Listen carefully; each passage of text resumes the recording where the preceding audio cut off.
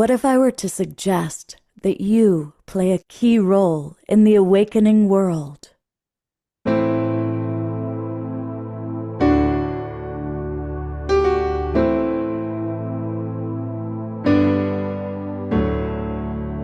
that you are watching this because you have heard the call.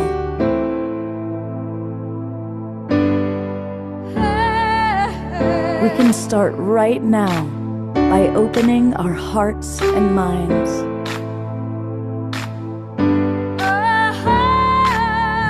Welcome to the awakening world.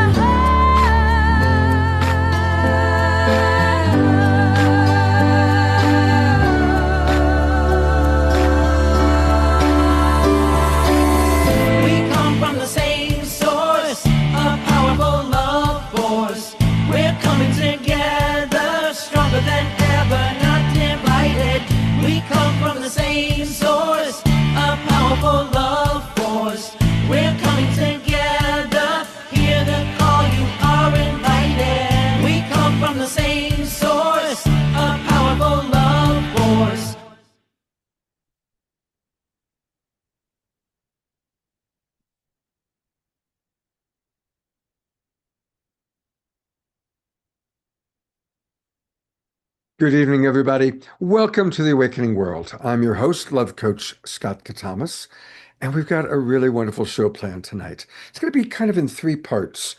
The first part, our first hour, is going to be dedicated to celebrating World Unity Week. You know, last Saturday night we were previewing World Unity Week, and now we get to celebrate what's been a very successful and amazing week. And we're going to actually take a look at some highlights from World Unity Week. And in a moment, I'll introduce Ben and Becky and Ingrid and Chandra. So some of the core people that really make World Unity Week happen are going to be with us, and they're going to share some of their moments. We then are going to have a video of Cornflower. He was going to be with us live. Something came up. So we are going to have a little dance jam to Cornflower to get us moving and grooving. We're then going to drop into some very important conversations. One of our beloved Global Peace Tribe members, Susan Wooldridge, her grandson was in the library in Chino on Monday when there was a shooting and people died. And her grandson escaped through the back. But boy, you know, when you hear about school shootings, or in this case, a library shooting, and it just comes so much closer to home. Um, and Susan is a beautiful poet. We've featured her on the show before, and we're going to talk a little bit about that. And then that's going to segue into a conversation about the divine masculine with Omashar and myself. And Ben, if you're still with us, love to have you participate. Same with you, Becky, if you're still with us. And of course, our Diara, who had a vision about this. Then there'll be, of course, Omashar music. We're going to have three Omashar songs, one in a moment. And then we're going to segue into the third and final part of our show. And our last hour is going to be with Eduardo Mace, who I have a tremendous amount of respect for. I'm going to change into my UApedia t-shirt, Eduardo, when it's your turn to come on. He was at the very powerful Disclosure Forum in Washington, D.C., on Thursday, in which a lot of the major whistleblowers and government people who are really asking the questions are coming up and providing answers, came together and shared really valuable information. And Eduardo was there, and he's going to share with us about the highlights. So we've got a very full show, and to get us rocking and rolling, I'm turning it over to my beloved house musical artist, Omashar. Yes, indeed. And welcome, everybody. Namaste. And greetings to everybody who's watching on YouTube and Facebook, and our streaming partners, Humanities Team et al. And yes, so love you all.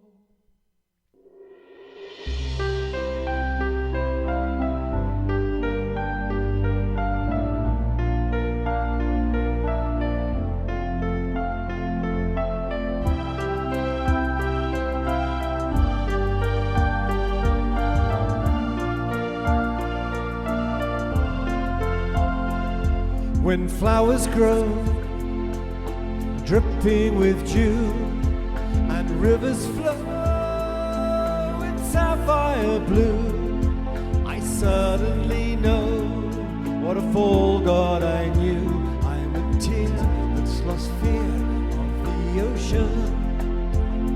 And when autumn sun kisses my cheek, whilst cool winds come from mountains' peaks, with poems on my tongue but no wish to speak, I'm a tear that's lost fear of the ocean.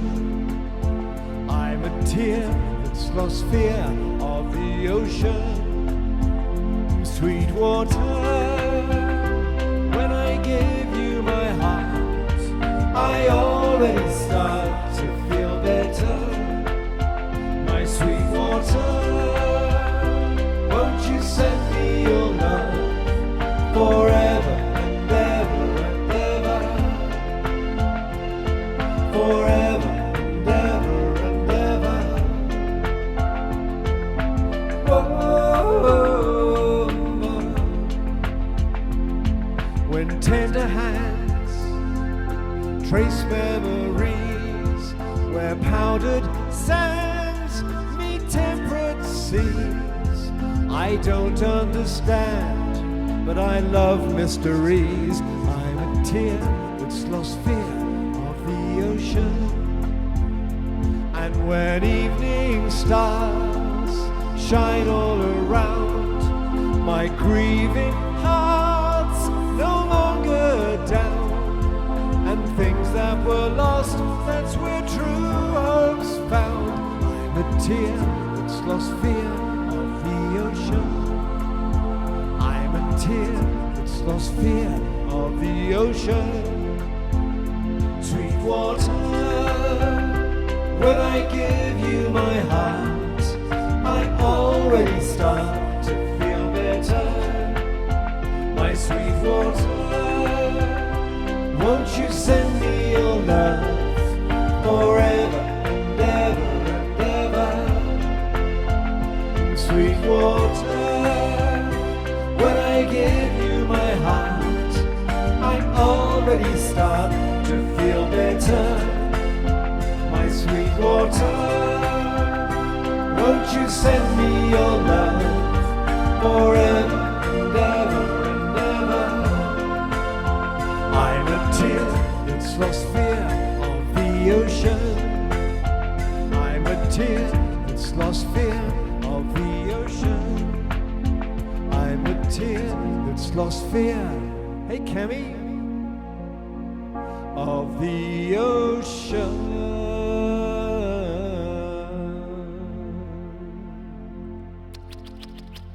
Beautiful. Let's all go to gallery view and send love and appreciation to our beloved Omar Shar, who is definitely one of the highlights of World Unity Week. Some of us got a chance to watch him today. And we just had beautiful Cami dancing as well in the room with Ben, so that was rather lovely. Yeah, and I also really enjoyed watching Pam and Liv dancing together. That was I great. know, that was awesome, dudes. Well done, thank you. Yeah, absolutely. Um, so I'm going to bring Ben up in a moment, but I want to read some of the comments that have come in because we have people, of course, from all over the world, from Ecuador to California, Australia, but people also are commenting. And Carol Craig writes, I absolutely loved Omashar today. That's you. She also enjoyed Phil in his discussion about peace. She attended several of them and was never disappointed. She loves this community all around evolutionary leaders. So thank you, Carol, for putting that in. Susan Sapith writes, I enjoyed the show last night with Summer, Joy, John, Kirsten, and Shine. So that's fun. Um, and Shonda, of course, is with us, and she makes so many things happen. So, Shonda, thank you for being with us. And Carol Craig also pointing out all the dancers. So, It has been quite an extraordinary week, and so it's my pleasure to kind of bring on board the people who make it happen, and that includes our beloved brother Ben Bowler, and our beloved soul sister Becky Suzik, and Ingrid. And Shonda definitely deserves to come on, although she doesn't have her camera on. So I want to acknowledge Shonda as well. And for I'll Ben, click Becky, on my video for a moment. oh, well, there you go. That would be sweet. Where are you? Let me find you now. We'll see. Omashar usually finds people faster than I do. He's There you there. are. Yeah. All right, thank you. So for all of you, I'd just love for each of you to kind of share what have been some of your highlights this week? What have been some of your inspirations and some of the moments that have touched your heart? Mm. Well, thank you, Scott. So I'll jump straight in and just say it's been a wonderful, wonderful World Unity Week. Thank you. It's great to be back with the Awakening World. We started it together here a week ago with the Awakening World on Saturday night. And it's been a big week. There's been a lot that's unfolded. And then World Unity Week's always evolving and changing, and every year is different. This year's been really beautiful and special because of the degree of the co-creativity now that is really global. So with our friends in the Hague Center based in Europe and South Africa, hosting what we might call morning programs, and then John and Summer hosting the Compassion Games at around about 11 o'clock, and then the UETV feature in the evening slot at 6. It's been a real kind of combination of different elements. There's been so many awesome programs, and I look forward to hearing the various feedback. We just had one today about Minneapolis that I want to make sure we share the invitation to everybody here in the community too, because there's something very special that's happening inside the 99 days. But how about you, Becky? What were some of your reflections of what's happened this week? Well, it always is filled with so much wisdom and so much connection with people, and it's been incredible. I was honored to support a couple of events yesterday, including the Byakko Shinkokai event that Fumi offered, honoring these incredible prayer givers from Japan who have been holding prayers since 2020 in Zoom for global peace. And so that was a really extraordinary program. And then prior to that, there was a program with Victoria and Ron, and somebody who was new to me, which, Scott, I'm not sure if she's ever been on your show. She's an evolutionary leader who you may know, and her name is I'll say her last name, Io Ayula Amale Io from from Africa. yeah, from Yes. Nigeria. And Ron and Victoria, really, they had such a beautiful program. They invited her to speak and to share some of the really just tragic things that are happening in Nigeria with children that are being abducted. And she wasn't able to share as much as she wanted to because her technology shut down. So we weren't able to hear her whole story, but of course we were present, saying prayers and holding that space for her. And her not being able to complete it, it felt like there was something within that, the germ of that, the beautiful germ of that, germination, the seed of that, that needed to be a 99-day mission. And as we all know, we reflected last week on this launches the 99 Days of Peace through Unity that takes us through September and the International Day of Peace. And we invite everyone here to bring forth a mission and share that. And we'll do things to help amplify that within our network. But I reached out to Io and invited her to create a program and that would really feature the work that she's doing and some of the situations that we don't hear from in the old story media. So it was really beautiful to see Ron and Victoria use their opportunity to amplify someone. She's also an evolutionary leader and doing this global work that she does towards peace and unity for children, particularly. So that was a very special moment. We You had know, uh, and we had Ron and Victoria on the Awakening World maybe a month ago, and they have this new book coming out where they take his poetry and her drawings and have put it together into a beautiful. And the other extraordinary thing about Ron and Victoria is they've been married for 62 Yeah. years. Yeah, they told that story on the program yesterday. I actually put it up behind me, and we do have recordings up on the World Unity Week Facebook page. And Ben will put Unity television as well, so that you can catch any recordings. So anything that we talk about, hopefully Ingrid and Shonda will be able to share as well what their favorite moments were. So yeah, Well, I it's just want to really also just jump in there with Io. She was actually one of the featured speakers today on the Founding Mothers movement as well. So she had another opportunity to great. share her work and what's taking place in the Founding Mothers movement. Is a beautiful platform as well that was on earlier today. There's been so many incredible things, and we have these woo angels like Shonda and Ingrid who do an unbelievable role, really anchoring the rooms and helping people host their programs. It's such a beautiful offering, and it's free. It's always free, and but it really is made possible through the love and devotion of people like Ingrid and Shonda. What's been some of your highlights, Ingrid? What have you kind of appreciated this week the most? Well, I think that the feeling of the participation in something greater than ourselves is the overall feel, no matter where someone was from or what they were participating in. It was all pointing towards something that we can all feel urging us forward together. And I'm gonna actually go back to before the week began, starting literally from the Awakening World last week, and then launching into the Solstice Unites celebration, where a 24-hour relay around the globe of Indigenous people and prayers and offerings of poetry and things just to bless the beginning and start us off. That experience to catapult all the different offerings from the different days that brought us.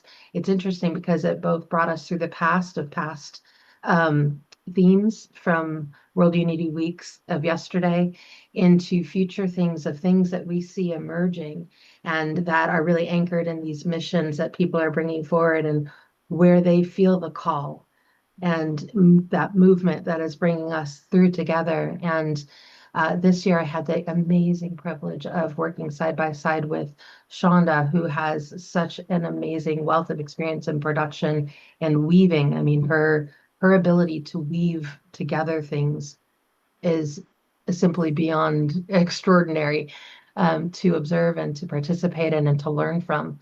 And events that range from the very grounded things of economics and how to build living cities and how to get involved in grassroots things that are a part of everyday awakenings, wherever your place is in the world, to expanded consciousness and metaphysics and awareness, the amazing inner resonance that we can tune into. There's the amount of presentations and information is amazing. Check out Unity Earth TV, the World Unity Week Facebook page, all kinds of recordings. Please do drink deeply of the well of life that has been brought forth through all of these offerings.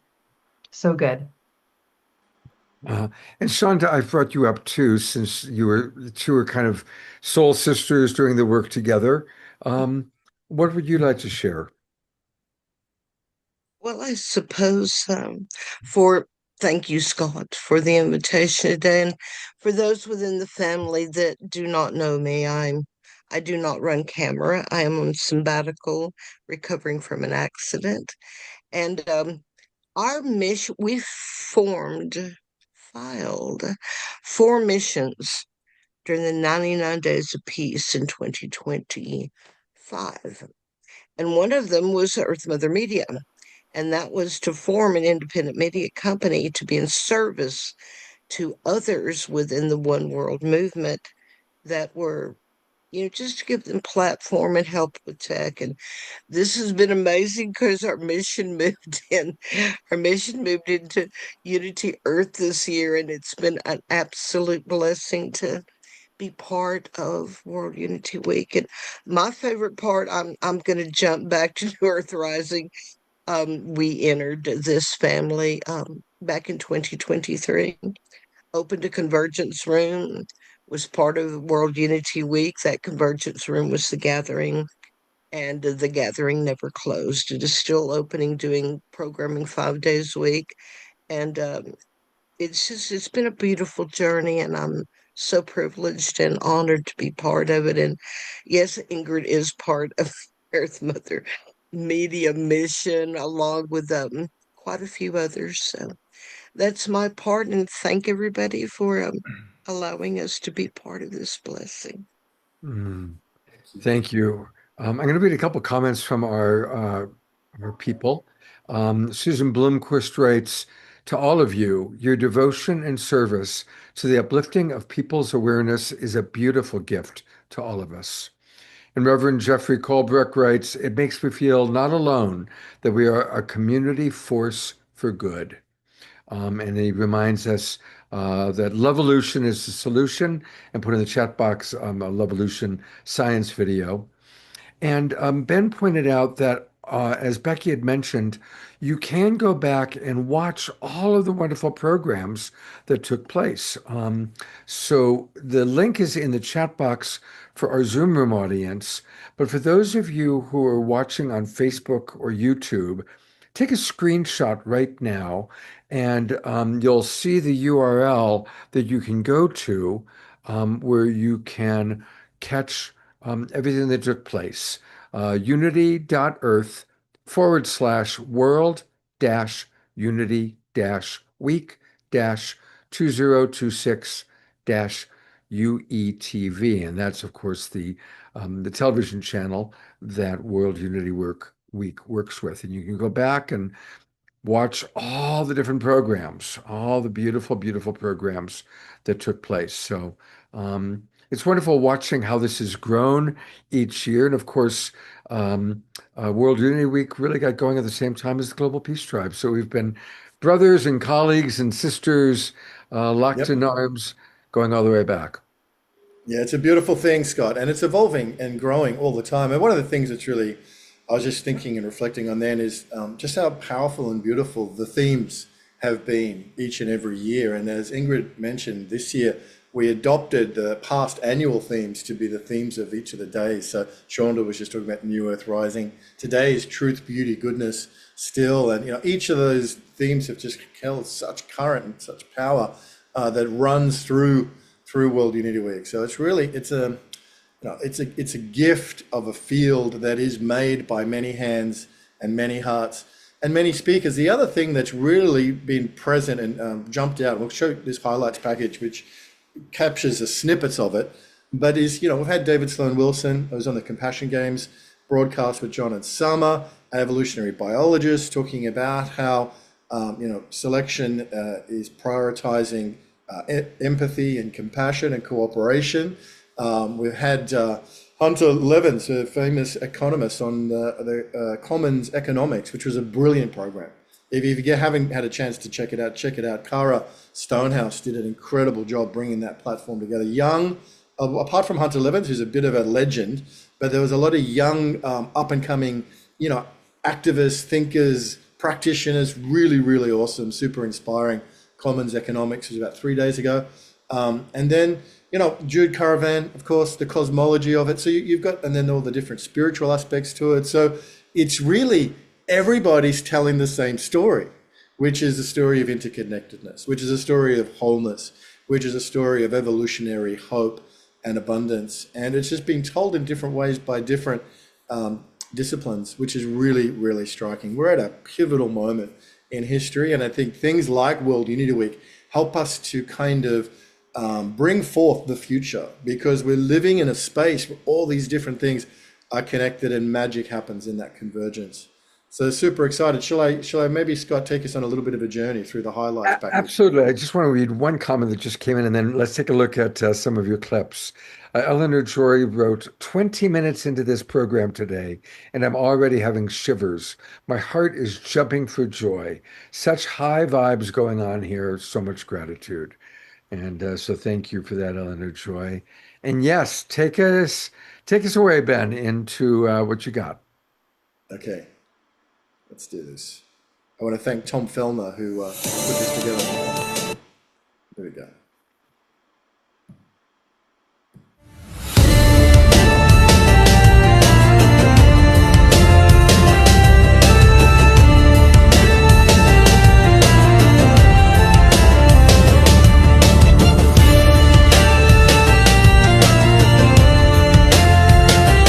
We are never going to be content in a bubble of safety and abundance if the world is burning around us. Just as the environmental movement taught us that we cannot simply use our waterways as garbage dumps without dire consequences. And the changing climate is teaching us that your fire is my smoke, and that one hurricane or volcanic eruption completely paralyzes air traffic across a whole continent, and that our young people deserve a vision of hope and abundance. That also, this wholehearted hope. I think in this world where everything seems to be shattering apart, the shadow of human consciousness is certainly up for healing. It's wholehearted hope. And that's the wholehearted hope is not a false optimism. It's a knowingness in our heart and souls that as we heal, as we become more of who we truly are, right? That's what shapes the world we share, is that. And that we all have that power within us. Does it take courage? Absolutely. We, in my humble opinion, my experience, we are born from love and we die back into love. And our work in between that being born and dying is to walk hand in hand as sisters and brothers and gendered siblings of all different faiths, different cultures, different religions, different classes, different sexual orientations, age, and the list goes on and on. Our message in inner spirituality is really for me, is to create safe spaces, to say you are not alone. We are not alone, because ultimately there is no other. And our work, my work, is learning about each of you, learning about myself, learning about each of you, so that I can come closer to the ultimate reality. As this conversation went on, and I was just being crushed intellectually, I'll be honest, I came up and said, what percentage are you sure you're correct? And this brilliant and honest person said, well, about 70%. I said, oh, good. Now we're talking. We've got wiggle room. We can bridge this divide. And then that person asked me, so what about you? What percentage are you sure? And I said, oh, I'm 100% sure. And they were so offended. Like, what do you set me up? And I said, no, I'm 100% sure that I don't have it right. There's no way I could do it alone. That together we can find the way forward. And I'll end right there. Can you imagine if we really truly accept that healing our own traumas is our service work, that there's nothing else to focus on? The rest becomes synergy, the synergy of connecting with other like-hearted, like-valued people. And as we have our own internal integration along that healing path, we become aligned with others who have similar values and visions. And that's what my message really is to those who are listening today, is that you all have a unique purpose and an integral purpose. And the path to wholeness as a world begins with the path to wholeness inside of ourselves. I know people ask me, how do you sit next to people that had you on the death list or bombed your building? And I said to them, I've got a plan that I'm going to invite the guy who was one of the chief assassins in the apartheid state, called Eugene de Kock. And I'm going to invite him because he bombed my headquarters. It's 12 stories high. And he killed innumerable. But I'm going to invite him because he paid for it. He went to jail, he committed, and he turned out and he's changed. And he wanted to meet me. And I want to meet him. And I want to invite all young people like you. And let's have a conversation. What is reconciliation? Einstein said we will never be able to solve the problems that confront us from the same level of consciousness that created those problems.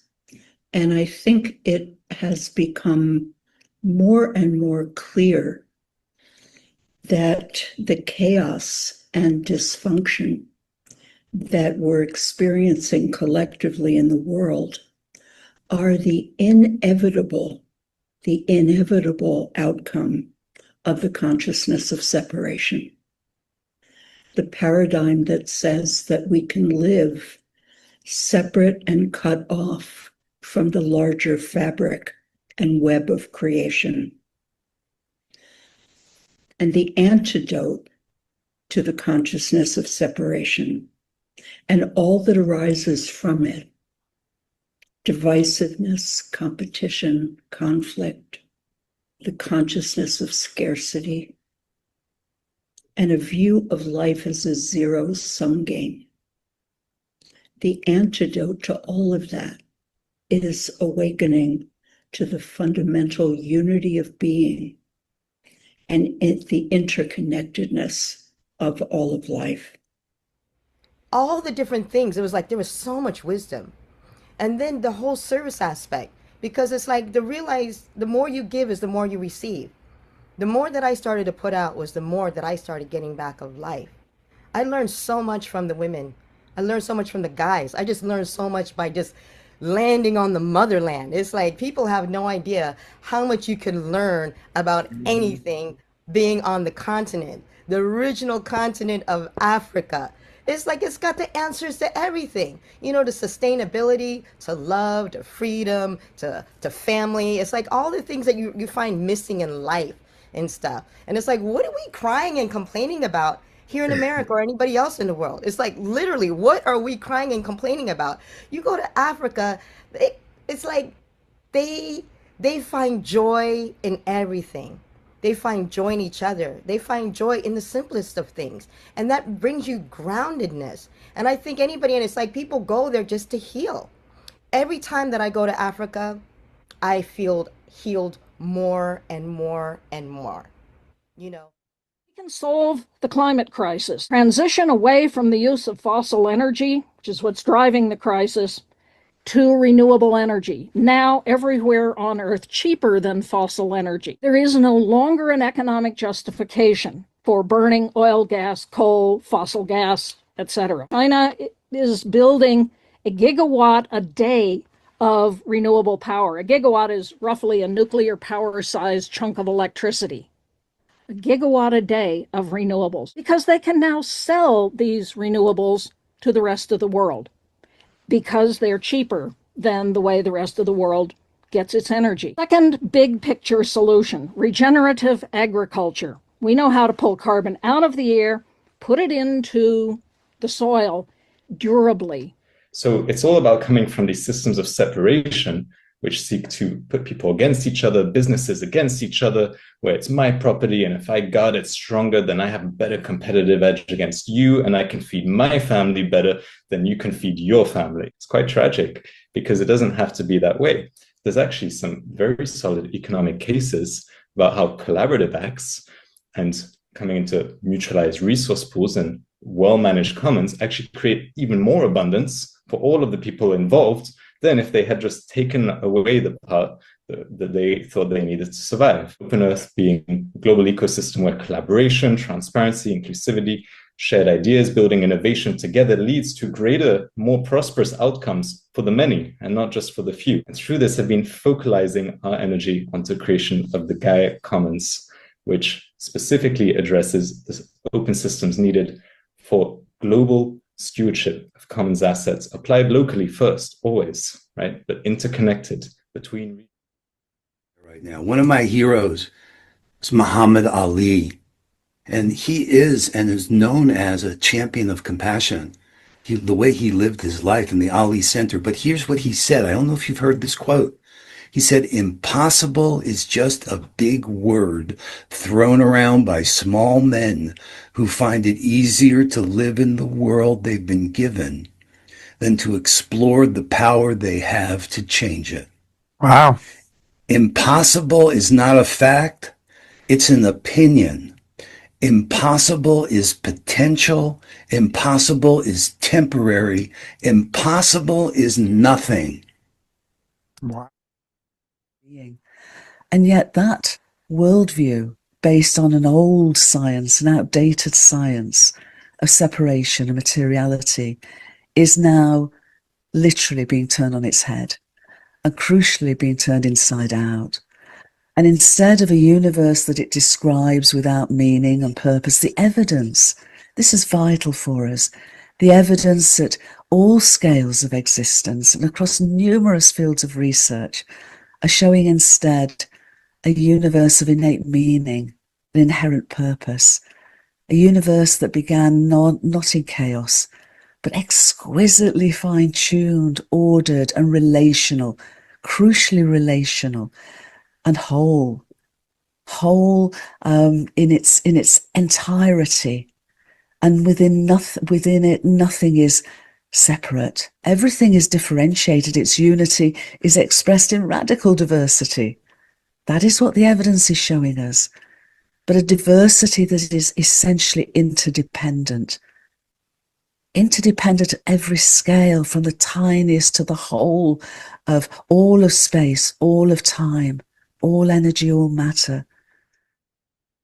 Just take a breath there. But isn't it remarkable, Scott, the consistency of the story, the new story, which is this ancient, eternal story of unity and interconnectedness and wholeness? Absolutely. There's so many. First of all, thank you to your editor. He did a beautiful job. Every one of these comments and quotes is touching my heart. And that's why I'm glad we're pausing for a moment. I want to read a few of the comments that have come in from our people in the Zoom room. Eleanor Joy writes, love this. Kent Shu points out, impossible can be I'm possible. Ayada writes, I'm feeling so deeply grateful to be here tonight and for this community. I wish I'd been able to participate more in World Unity Week, but I did love everything I was able to watch. How incredibly blessed we are to have these beautiful groups and events. Thank you to everybody. Susan Bloomquist writes, this is a very hopeful presentation with solutions presented, confident persons sharing important wisdom. Kendara Laurel writes, this has been my first encounter with World of Unity and all these groups. It won't be my last. Words cannot begin to express the optimism and joy this week has gifted me with. So thank you, Ben, and everyone else. Reverend Jeffrey writes, 0 point energy is here, but how can we get it out without being stopped? And that's, of course, some of what people have been talking about. Dorina Joy, coming to us from Ecuador, writes, thank you, Ben, Becky, Scott, John, Omashar, and everyone for such a great co-creative week. So much inspiration, authenticity, and unity, arising actions of love, care, and transformation on all levels globally. Thank you for these awesome highlights right now as well. Dia Therese, a long message, lots of appreciation for our family. That's what we call us. We're family and friends. We're family. Shoshana writes, I love this, Ben. A gift of a field made of many hearts and many hands. This field unified by a powerful intention, becoming quantum portals of possibilities. Yo. Yes, well said. Our people, they're good writers. Yeah. Carol Craig writes, my mind just ran into Barbara Marx Hubbard. She posited that humanity was on the threshold of a quantum leap if newly emergent scientific, social, and spiritual capacities were integrated to address global crises. Wouldn't she be pleased with the success of Unity Week? So thank you, everybody. Finally, Don Drake writes, Actually, two more. Don Drake writes, "This is one of the best and most focused shows ever." And Lorna Sass writes, "Unity and radical diversity. Wowza. This gives me hope." Yes, yes. Thank you for those comments. They're wonderful. It's really, it does feed us to get that beautiful positivity and inspiration. It's glorious. Jean Houston gave us a keynote address for one of the World Unity Weeks. She opened it up, or I think she was actually in the closing ceremony, which is tomorrow. I want to get a plug out there about that. But she obviously passed away several months ago. So she's very much present with us, and Barbara Marks Hubbard and Teilhard de Chardin and many, many, many, many, many others that have been working towards this vision of wholeness, unity. So we honor all of them. And it's about 4 minutes to go, Scott, with this one. Yeah, you just mentioned Jean Houston, so I'm going to do a quick plug. Tomorrow morning, we are going to be doing a very special Sacred Sunday show with Rama and Alexander, who travel all over the world. Their goal is to visit every country.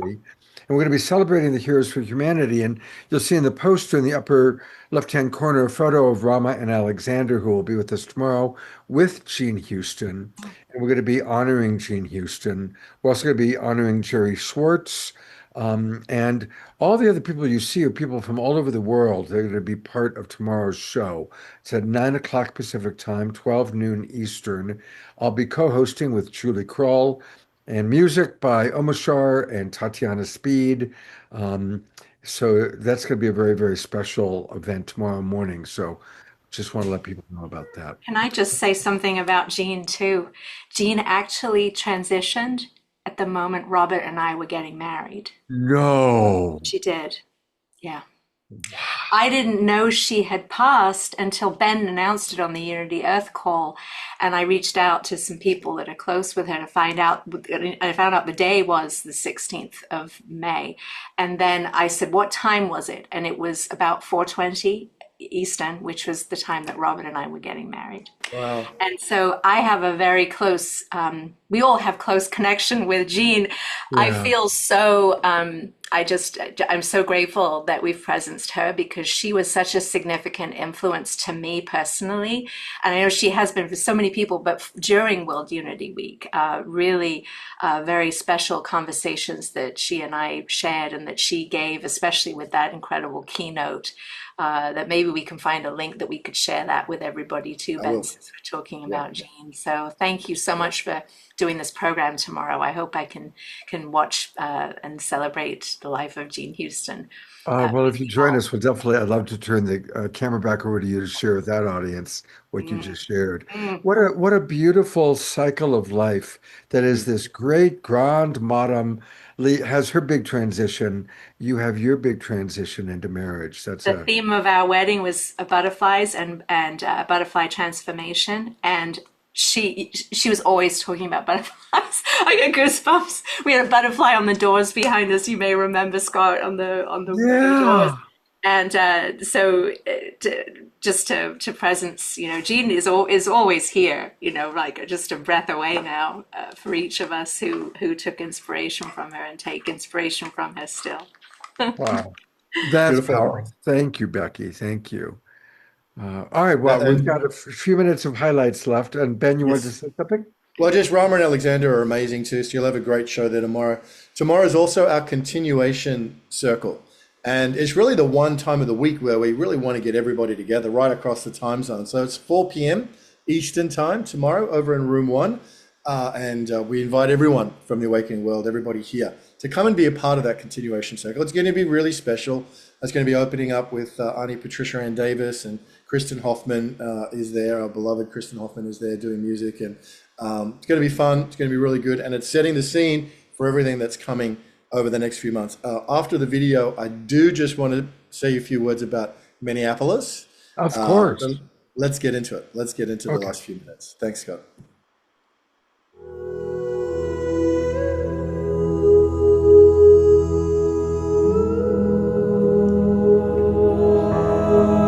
Ben, we're not seeing the video.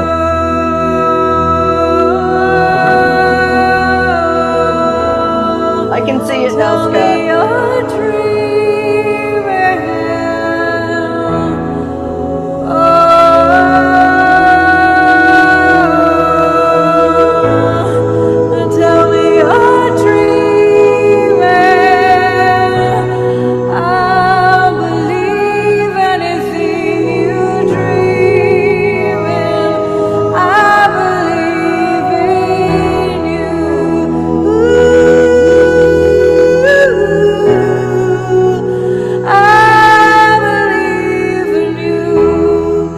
tell me you're dreaming.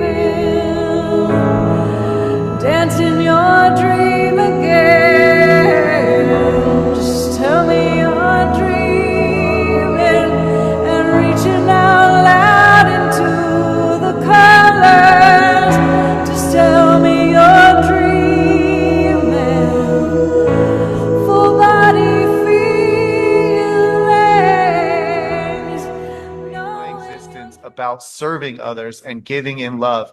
And when I activate that joy that comes into my heart when I serve another is my payment. Karma is then bound mathematically to return to me the service that I rendered on behalf of another, and I just got double paid. And so it brings us in the world where instead of take with ever present hunger, we are now in give, give, give. Holy crap, I just got another gift and I didn't even know that I wanted it. Now you're living in abundance and every day changes. Your vibration comes up, your manifestations start to express, your faith builds. Now we got magic happening and we do it one community at a time. We have to understand we cannot be takers on this planet any longer. We must return to the earth any resources that we extract during our lifetime. And right now we're taking 20 generations and we're allowing horrible leaders that we all know to be horrible set principles for our people. And those principles aren't working because the people running them, they don't work for them either, and they don't live in the truth. So we have to face what we've become as a civilization. We have to turn our focus on understanding the healing, the quantum healing part of this. You are a quantum astronaut, whether you believe it or not. If you have dirty thoughts, then you will have dirty manifestations and expressions, and we fix the problems of Earth right here. And right here in each of your screens. We are not going to be concerned with what others are doing. We are going to shine so bright that they can't not watch and they can't not want to follow. Love powers our vessel, and we come together and we choose peace. Let's finally teach our children to love each other, and let's let the end of this nonsense they call endless wars go away with it. We will now observe a global silent minute dedicated to divine spark activation, and we will distribute our prayers and intentions for peace, for healing Mother Earth, for restoration of the natural environment, for the realization that love heals and that the essence of divinity has reawakened. Next is the prayer for the healing of Mother Earth.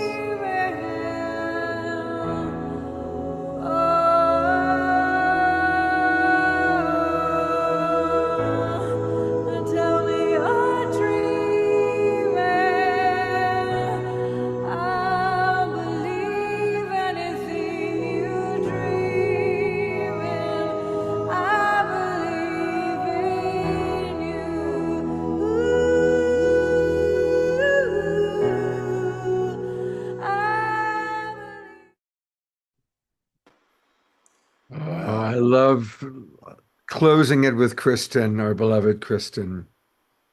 Oh, wow, I hadn't seen the ending. Tom Fellner, take a bow. He's probably not in the room here, but my goodness, what a job of editing that together. That was immaculate, beautiful. So wonderful to witness it here with you, here in the Awakening World, to feel that medicine and the music and the ceremony and the beautiful Japanese family, Becky, and just really the World Unity Week, is really an opportunity for us to continue this journey, the seventh year. Scott, I know you've got a lot of really wonderful things lined up for today's program. So I just wanted to mention Minneapolis is come. And as some of you know, we were together. In fact, Becky and Ingrid were both there at different parts of that event in August in Missouri, from Ferguson, where we went with Marty K. Casey, and it was Black Sunday in August. And we had the flags of one family and all the flags of the states of the United States, and we went from the police station down. We did a walk down to the Peace Pole. It was an incredible journey and experience. We did a ceremony at the Arch, and then, of course, we went to Unity Village for a 3-4 day retreat, which was all amazing. But even back then, we were thinking we want to take this medicine on the road, the ceremony, Marty's incredible gifts of music, and that kind of format. And we said, let's go to Minneapolis. So this is even before what happened in January. We had Minneapolis on the map, and of course it was George Floyd in 2020, May 2020. Scott, just as World Unity Week was getting ready, and just as the Global Peace Tribe was emerging, George Floyd event happened, and then Minneapolis, everything that's been happening since. So there we did this incredible program just a couple of hours ago. Don Samuels is healing our city, healing our world. He's a local. He was on the city council 3 times, I think he served. He is an incredible change maker and activist in Minneapolis. He's done extraordinary work. And together he and Tezekiah Gabriel and Matthew Cobb and many others from Minneapolis are opening their hearts and opening their doors, and the community is housing the pilgrims. So this is anybody can come. That's homestays. And on Saturday, the 8th of August, we're going to have a peace pilgrimage starting at George Floyd Square, walking in silence to where Renee Good was killed, and then on to where Alex Preddy was killed, with the flags, with the symbols, with the emblems of peace. The hosts and the pilgrims will be coming together, and we're going to have this incredible day. The Indigenous Kitchen is creating a meal for us that day. We're going to be touring the work that Healing Our City, Healing Our World has done in North Minneapolis. Amazing stuff. There's something going on in Minneapolis, and we're called to attend, and everybody's invited. And then on the 9th of August, which is the actual anniversary of the killing of Michael Brown, which initiated Marty K. Casey to create Black Sunday and actually the whole Ungun platform. So on the 9th of August, it will be Black Sunday in Minneapolis, Black S-O-N Day, S-O-N Day, in Minneapolis, and it's going to be an incredible lineup of speakers, powerful, passionate messages coming out to the world, music, etc. So it's a 2-day gathering. It's not a commercial thing. Anybody can come. We ask for a small donation to cover some of the food and a T-shirt and a few things like that, but it's very, very affordable for everybody. And the local community, Scott, are giving the homestays, which is just so spectacular. So I'm going to share the form in the chat here, and anybody is welcome to join us. It's called Being Minneapolis, and it's an opportunity to come and be a part of it. And so I want. Well, that's also an extraordinary time of the year, Ben, because August 8th is 8/8, and that's the Lionsgate portal. And a lot of the people that have been on the Awakening World and that are into astrology and into cosmology always talk about how the Lionsgate portal is when we have a special connection to the Pleiades and to our galactic family. So that 8/8 is a very powerful day to be doing this. So, boy, Minneapolis is the place to be this Lionsgate, August 8th and August 9th. Yes, and that's right. And we are part of a global peace activation on that day, which has come through a friend, Nick Gibson, who actually spoke at the World Unity Week May Assembly. And they've got events from Sydney to all around the world, to the UK, to Africa, and right through the US. So there's going to be it's called a Global Peace Activation, and we'll be part of it during the Peace Pilgrimage Walk on that day, Scott. That's right. It's a very powerful time. Yeah. And there's an energy there that's calling us into Minneapolis, and yeah, we'd be lovely to see you there. Yeah, well, we have Global Peace Tribers in Minneapolis, and my good friend Paul Sterling is there, so definitely we'll make something happen. And what a beautiful annual thing this has become. Always kicking off Unity Week with Awakening World, and then kind of wrapping it up with Awakening World. May we, hopefully, good Lord granting, continue to do this for many years to come. Thank you, brother. Thank you, Scott. Thank you, Omashar. Thank you, everyone in the Awakening World. We love you guys. What is it? Framley? Family. May peace prevail on earth. Absolutely. Thank you, Becky. Thank you, Ingrid. Thank you, Shonda. Thank you so much. So See for you at the everybody watching, continuation. well, yeah, we're going to continue on. We're going to take a little break with a cornflower video. And I pulled one from several years ago, back in the Saturday Night Alive days. And so we're going to have a little cornflower music, and then we're going to come back. We're going to have a beautiful conversation with Susan Wooldridge and Yara, and hopefully you guys, if you're still with us, all about kind of what's happening with some of the sad and hard things happening, but also the rise of the divine masculine. And then Eduardo Mace will be with us to give us an in-person report of what took place at this absolute groundbreaking UFO disclosure forum that happened in Washington, D.C. on Thursday. So, and more Omashar songs as well. So stick around. We've got a lot coming up. And here is our beloved friend, Cornflower. In live from Northeast Tennessee, and the song I've got for you is With All Things. So here we go.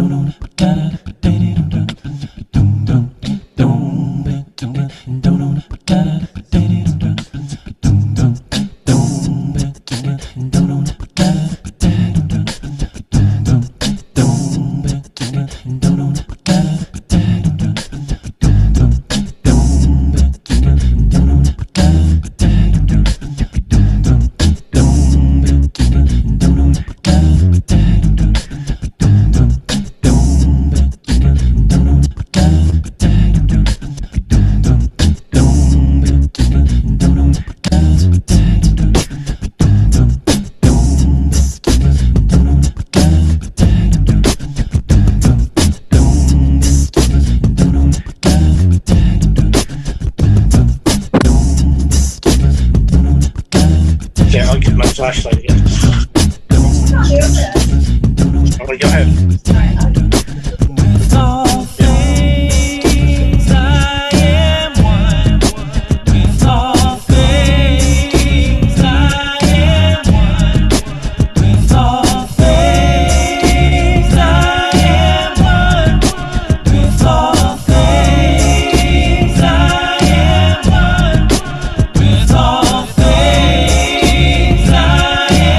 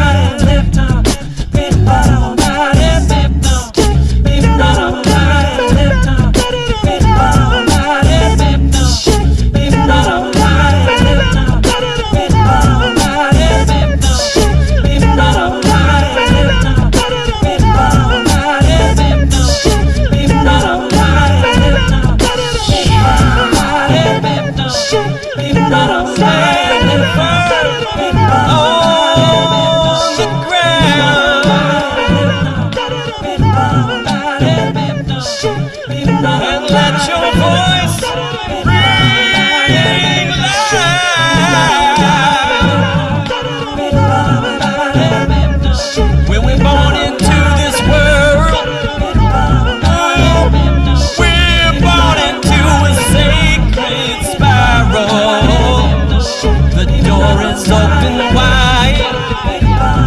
Open up and dive deep inside. With all things, come on, I am one. Can you feel it?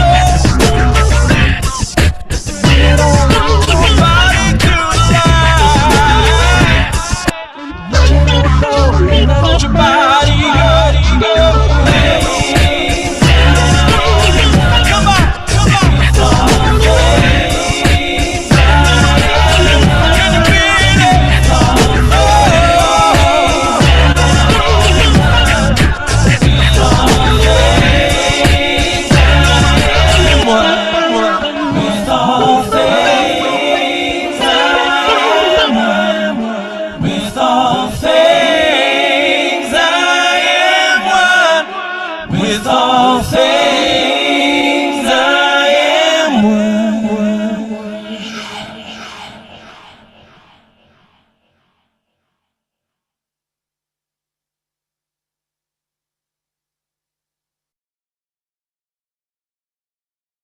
What a nice flashback as we freeze. Look at some of our friends that are from back in the Saturday Night Live days. Of course, co-host Deborah Giusti, and in the upper right-hand corner, our beloved Jay Mayer, who's no longer with us in the human realm. Sean Jay, the magician that we love, and Keishi Chai, who's going to be on my show Wednesday night. And there, of course, is our beloved Kristen Hoffman with her partner Troy. So brings back some wonderful, wonderful memories. And Becky, you got your groove on.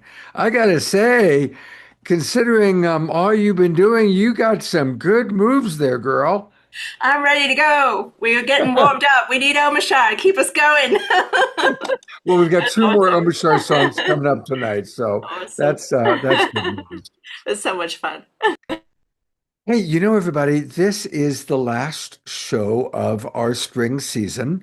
We have subscribed, people subscribe quarter by quarter. And so this is it. This is the end of the spring season.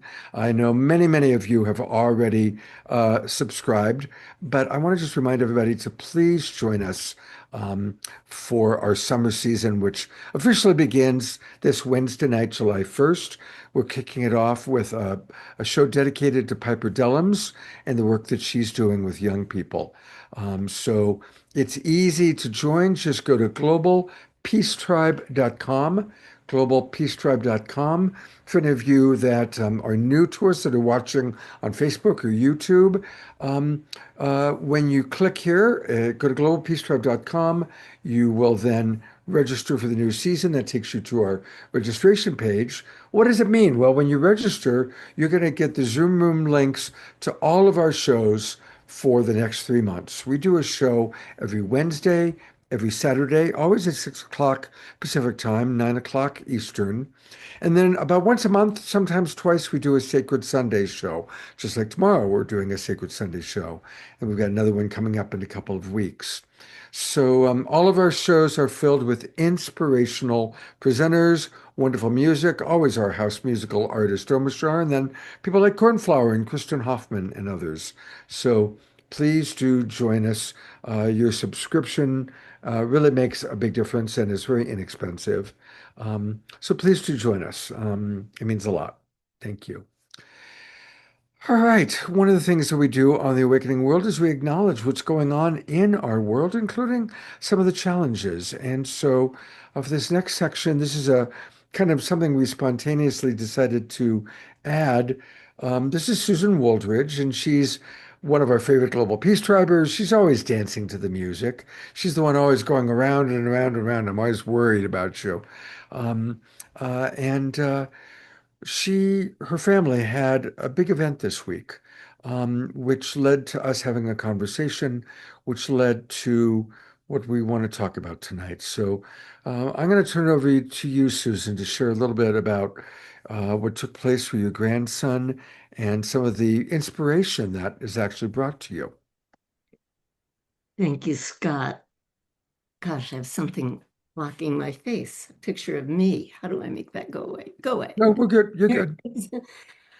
I hope I don't start weeping. And it's And if you do, tears are welcome. I Okay. have so much feeling about this because honestly, my life has been dedicated to working with children and adults and people, especially at-risk kids, have been my favorite. And so the tragedy is, it was an at-risk kid who came into the library on Monday, Chico Library. Thank God he did not have an automatic weapon. And thank God my grandson and his two 12-year-old friends were playing magic toward the back of the library. And they heard shooting, they heard screaming. My grandson called my daughter. She just yelled, run, run, run. And they saw someone going out the emergency exit and they ran. And so from what I've heard about trauma, if you can escape on your own and if you're with other people and can talk about it, you're less traumatized. I'm pretty traumatized just by hearing about it, but partly because in a strange way, I mean, I'm not going to say I feel responsible for this kid who was 18 years old. He had just graduated from Chico High School. He apparently was on the autism spectrum, and his father described him as a flower, and which is heartbreaking to me because I'm going to kind of focus on the theme of flowers right now. And here's my journal. I'm always taping flowers into my journal, and I always share that with kids. I've worked with thousands of kids. I've worked in 88 libraries around California. I've worked in hundreds of schools. I have a book called Poem Crazy, Freeing Your Life with Words, that is about all this work, and another one called Fool's Gold. But what I want to start with is who was it that said something about safe space? What I've learned is if I can create a safe space for these kids, magic happens that is incredibly healing. And so one of the kids in the juvenile hall with my theme of flowers, I wrote, there's a poem by a man named Odysseus Elitis. I walked into a garden of night flowers. And in Greek, the word night flower is nichtoleludi. And just by chance, on the board in the juvenile hall that day, I wrote nichtoleludi. It's a long word. I'll show it to you here. Let's see if I can find my marked page. Nichtoleludi. It's probably backwards on the screen. But at any rate, I wrote it on the board, and this little kid, Trey, his name was Trey, which means very in French, TRE, sat there the whole first session weeping. He didn't say a word, he just sobbed. And I just let him, and I think he saw by the end of the session, he was safe. And the next session I came in and he said, would you write that word on the board? Nichto, nichto. He needed that word because what I said is some of you might be kind of like a night flower. You only feel safe to come out at night. And he said, I said, maybe your feelings are so huge, you don't know what to do with them. Your feelings are so out of bounds that they get you into trouble. And Trey absolutely went crazy in the workshop. And what I decided to do, and Scott, this is what's so interesting, is that I took nonviolent communication and turned it into a way of creating poetry with it. So I feel, but it's hard to just say your feelings. I feel sad. I feel angry. That's such a limitation. You might want to say, I feel like in that photograph, I feel like the cloud that is halfway out of the frame. I'm only halfway there. Or I feel like a little girl wrote about, I feel like a flower petal on the sidewalk that's being stepped on again and again. So imagery and the language of poetry absolutely expands our ability to express our feelings. And so this kid, Trey, he just went crazy with poetry. And I first had them write with I come from, my heart says, my soul says, and then I feel like, bring me, and would you be willing? So Trey wrote, I come from the soul of fire. My heart says there are rings of chances. My soul is suddenly traveling in the lights of time. It seems like my soul is visiting a place that has never been before. And then the next day he wrote, I feel like late afternoon light. I'm a flight of thunder canyons. Bring me an Arctic snow goose on its flight home. Would you be willing to call another breathtaking spring day of rain and snow? We could sleepwalk on the clouds. And his teacher, Louisa, in the hall said he was a kid that had a knife. He would come up to people in Chico and the Bidwell Park and spring a knife on them and ask them for whatever they had. And what they didn't have was poetry. And so I like to think this might have changed him. I don't know. But another girl, and here's the word ticket that I ended up giving. I give word tickets to the kids because this is piles of sand. I asked her how she felt, how she was feeling. She said angry. And I said, usually there's something behind anger. Is it sadness? And she said, I asked her to find the feeling. She said, how do you measure sadness? And I wrote, can I write that down? And I gave her the word tickets, tented, windshield, piles of sand. And she wrote, I feel like never-ending anger. My sadness inside grows with each passing day. How do you measure the canyons of emotions hidden deep? The tinted windshield to my eyes is a barrier so no one can see inside. Piles of sand have filled my soul, and the juvenile hall is filled with yellow caution tape. She wrote, there is yellow caution tape surrounding my heart. And so my experience is that when kids get to write this way and express themselves, it changes them and they start to feel hope. And so my thought is this kid, this flower who killed 2 people, if he'd had a way to express himself, I know I'm an idealist. And there are people who talk about reptilians. I don't know, I'm an idealist, but my experience is kids are changed. And here's a kid in the hall who wrote, I'm a brown gangster colliding with death. I'm a rose slamming love with hate. And in that poem, he'd been given those words, collide, slamming. Those were words he wouldn't have had because we need more words than we're given. So I give out word tickets. Here they are. And we collect words. I create these word pools. Here's a word pool that we all created together from, I have them steal words from books of poems. But he wrote, yeah, I'm a brown gangster colliding with death. I'm a rose slamming love with hate. And that showed him that he's a rose. And he saw what he was doing. He's people approach him with love and he slams it with hate. So that little revelation, I don't know, it may have changed him. And so one other kid in the hall was a gang leader, Jay. He was an Asian gang leader. And he wrote, I feel like a miracle musical sofa. These are all from given words. I'm a million winter lifts because I need an escape from life's mistakes. Bring me award-winning ground, winning ground where stars appear. Would you be willing? Would you be willing to ask who I am? Would you be willing to be a king? Because I need small rivers to drink.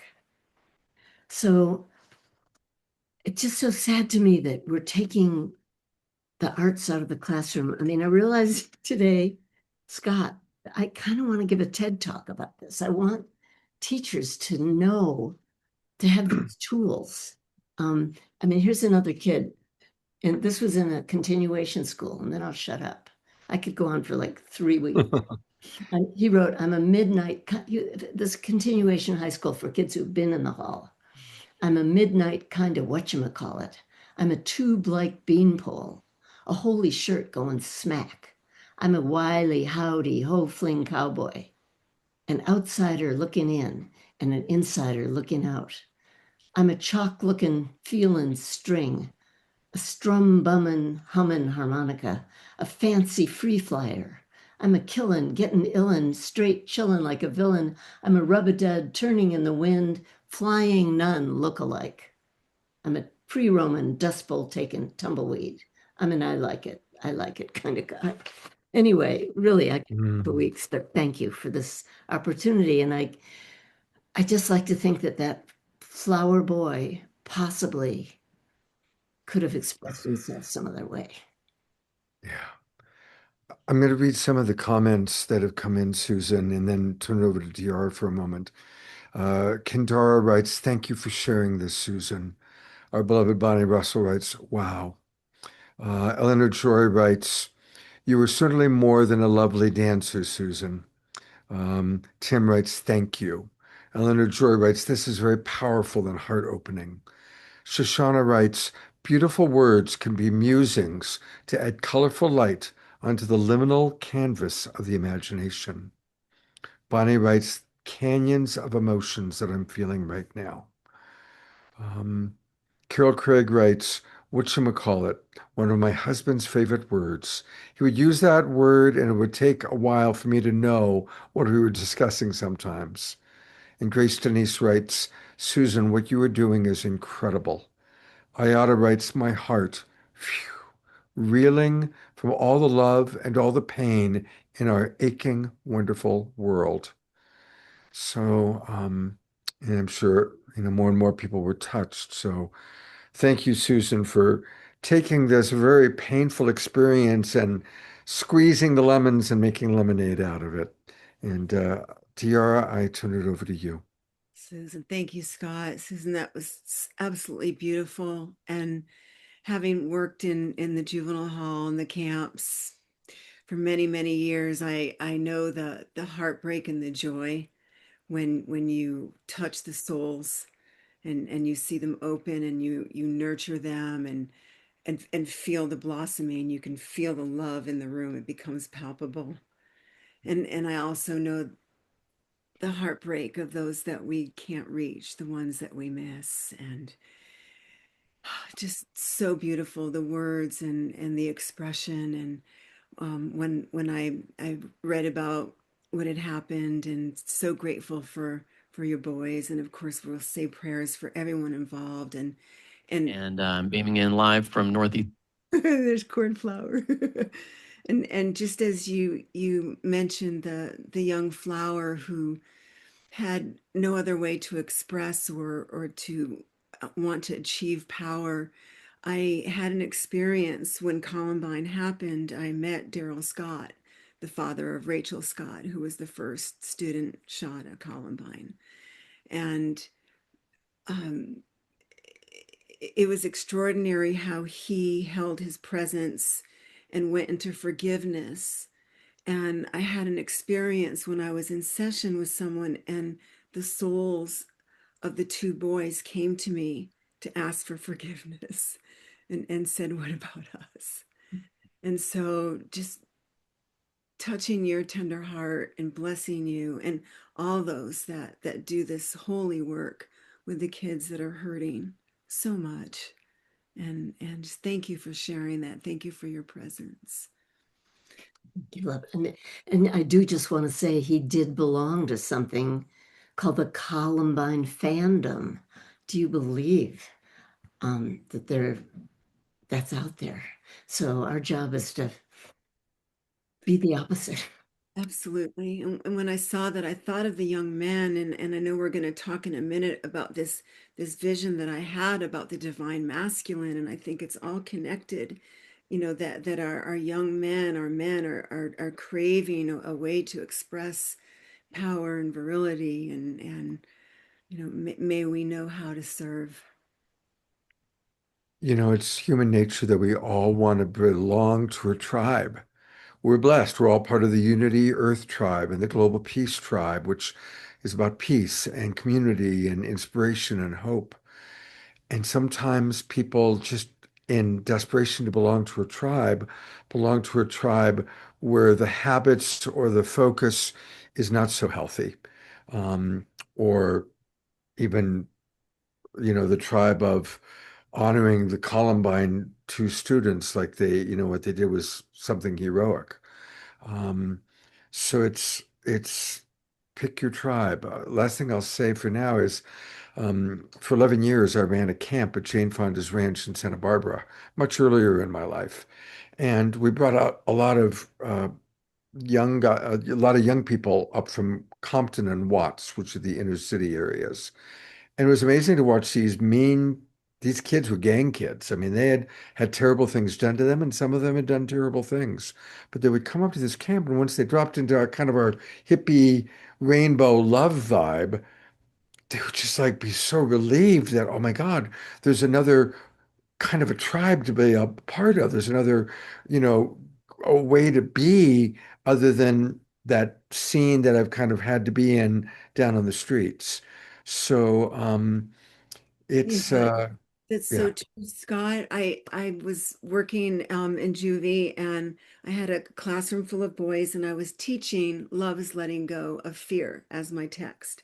And we would read from that, and the guys softened so much that I got a donation of stuffed animals. And all these hardcore gang members had these stuffed animals on their desk, and it was like such a place of safety for love that they could let that guard down and have that be. So thank you for reminding me of that. Mm. Well, you had a vision, Diara. Do you want to share that? Sure. And it's interesting you mentioned Jane Fonda. I had this vision just 2 days ago. I'm going to go to Gallery View. And it surprised me. I saw this just divine goddess like kneeling at the feet of her beloved. And it was so tender and so I want to say docile, and it surprised me because I'm someone that was lucky enough to be raised on the shoulders of these amazing women. I was looking at Eleanor Joy put in the chat earlier that, she had wanted her mom to know interdependence, but her mother was fiercely independent. And we had Jane Fonda and Gloria Steinem as role models, and coming from a place of moving into power of the divine feminine and power in the workplace. And so this vision of what could have been considered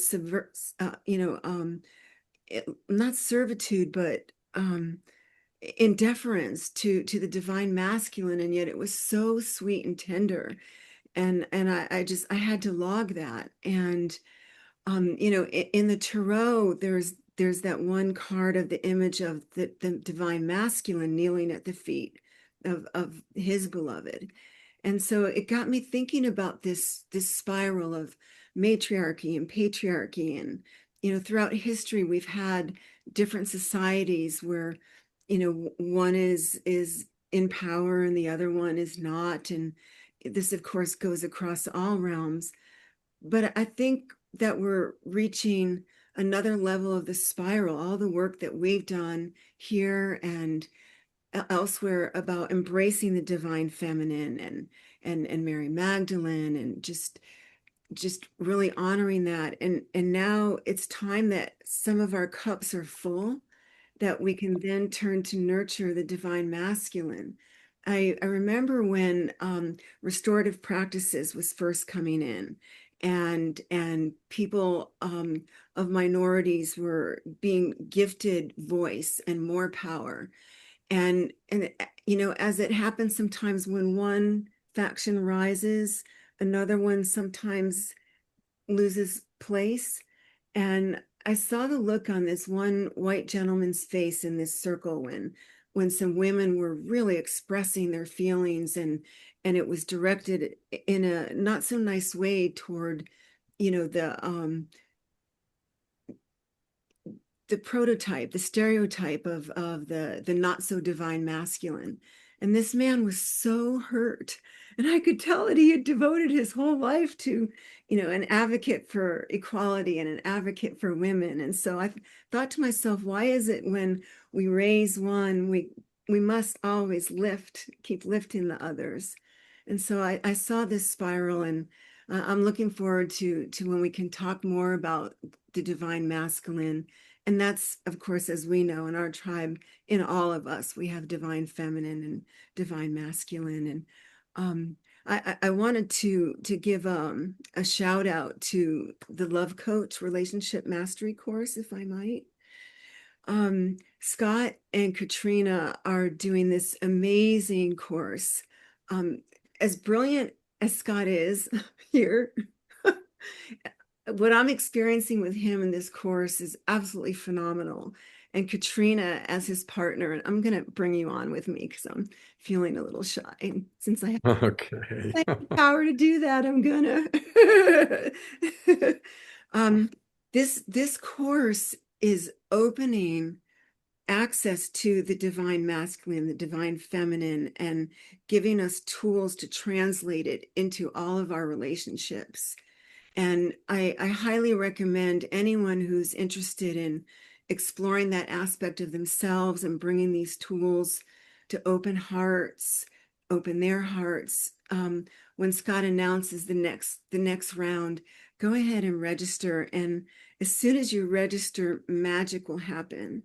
And I know that this vision is part of what you and Katrina are bringing into the world as divine love, divine coaching for love. And I honor our beloved men in this tribe. I honor our beloved women. I honor the love that we are co-creating. And I'll save the rest for prayer time. Thank you so much for allowing me to share. Oh, well, thank you. I did not know you were going to do a plug for our relationship mastery course, so thank you. And if anybody is interested, we teach it every Saturday. Today we taught a great class this morning. We're going to take a little 2-week break, and then we're going to come back with 8 more weeks starting on July 18th. And so people can still register either class by class or You can actually get the recordings of the previous classes. And it truly is relationship mastery. Between Katrina and myself, we have coached over 1,000 couples and families. I've been doing this for 25 years. We started the Love Coach Academy together when my wife passed away. So we have a lot of history. And yeah, this is actually kind of what both of us do best in the world. Hosting this show is my hobby. Coaching is my profession. So anyway, thank you for that, Diara. And we are now going to go to our beloved Omashar for our second of 3 Omashar offerings. And then we've got a really powerful final hour planned. Here's Omashar. Yes, here is Omashar, and I thought we were going to go in a different direction, so I wasn't quite ready, but I don't care because that's how I roll.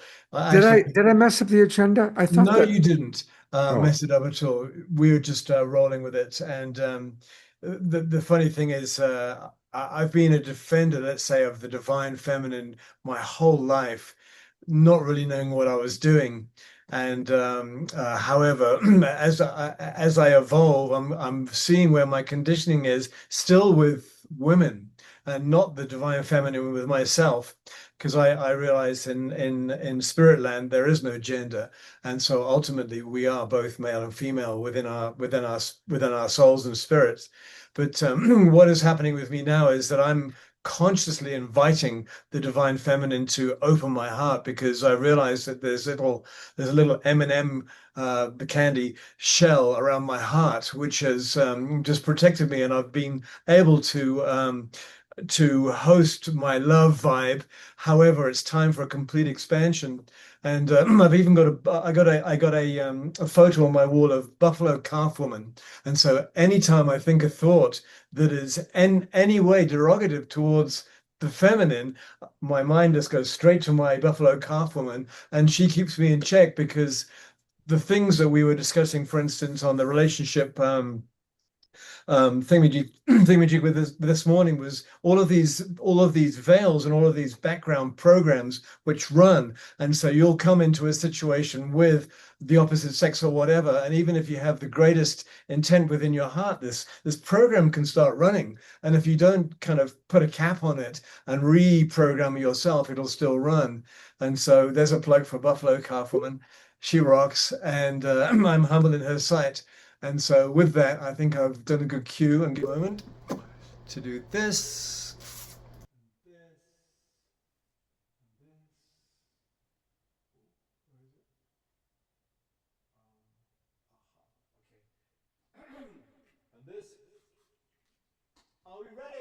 Are we ready? We are ready.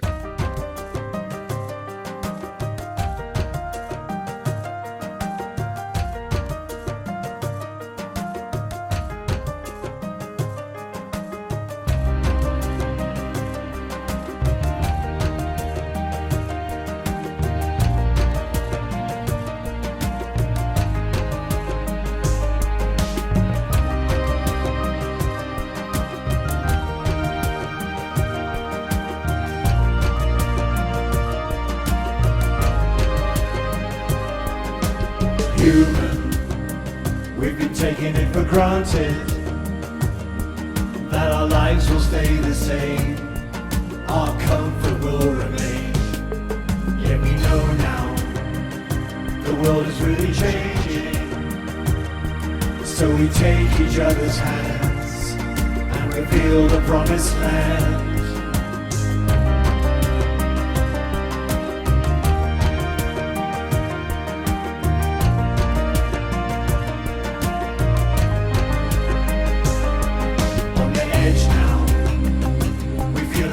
Courage flowing through our veins, showing us the way to surrender into the sacred fire. What no longer serves us all, so no more do we recall, and we all stand up, and we all stand tall, and the world will change.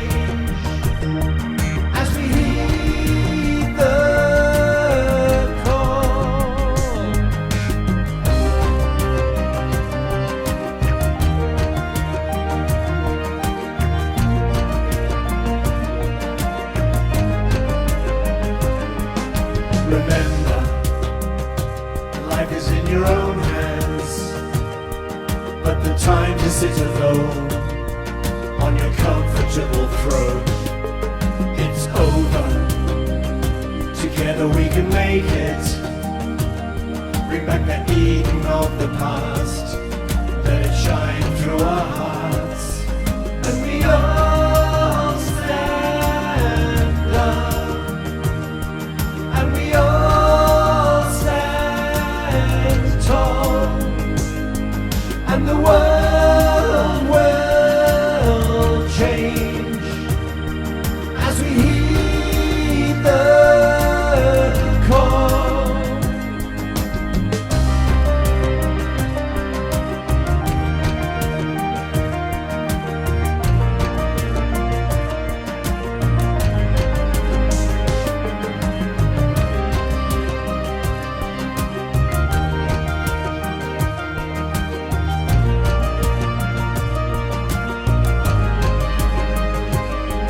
And we all stand up.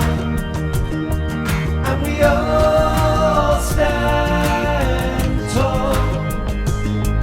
And the world will change as we heed the call.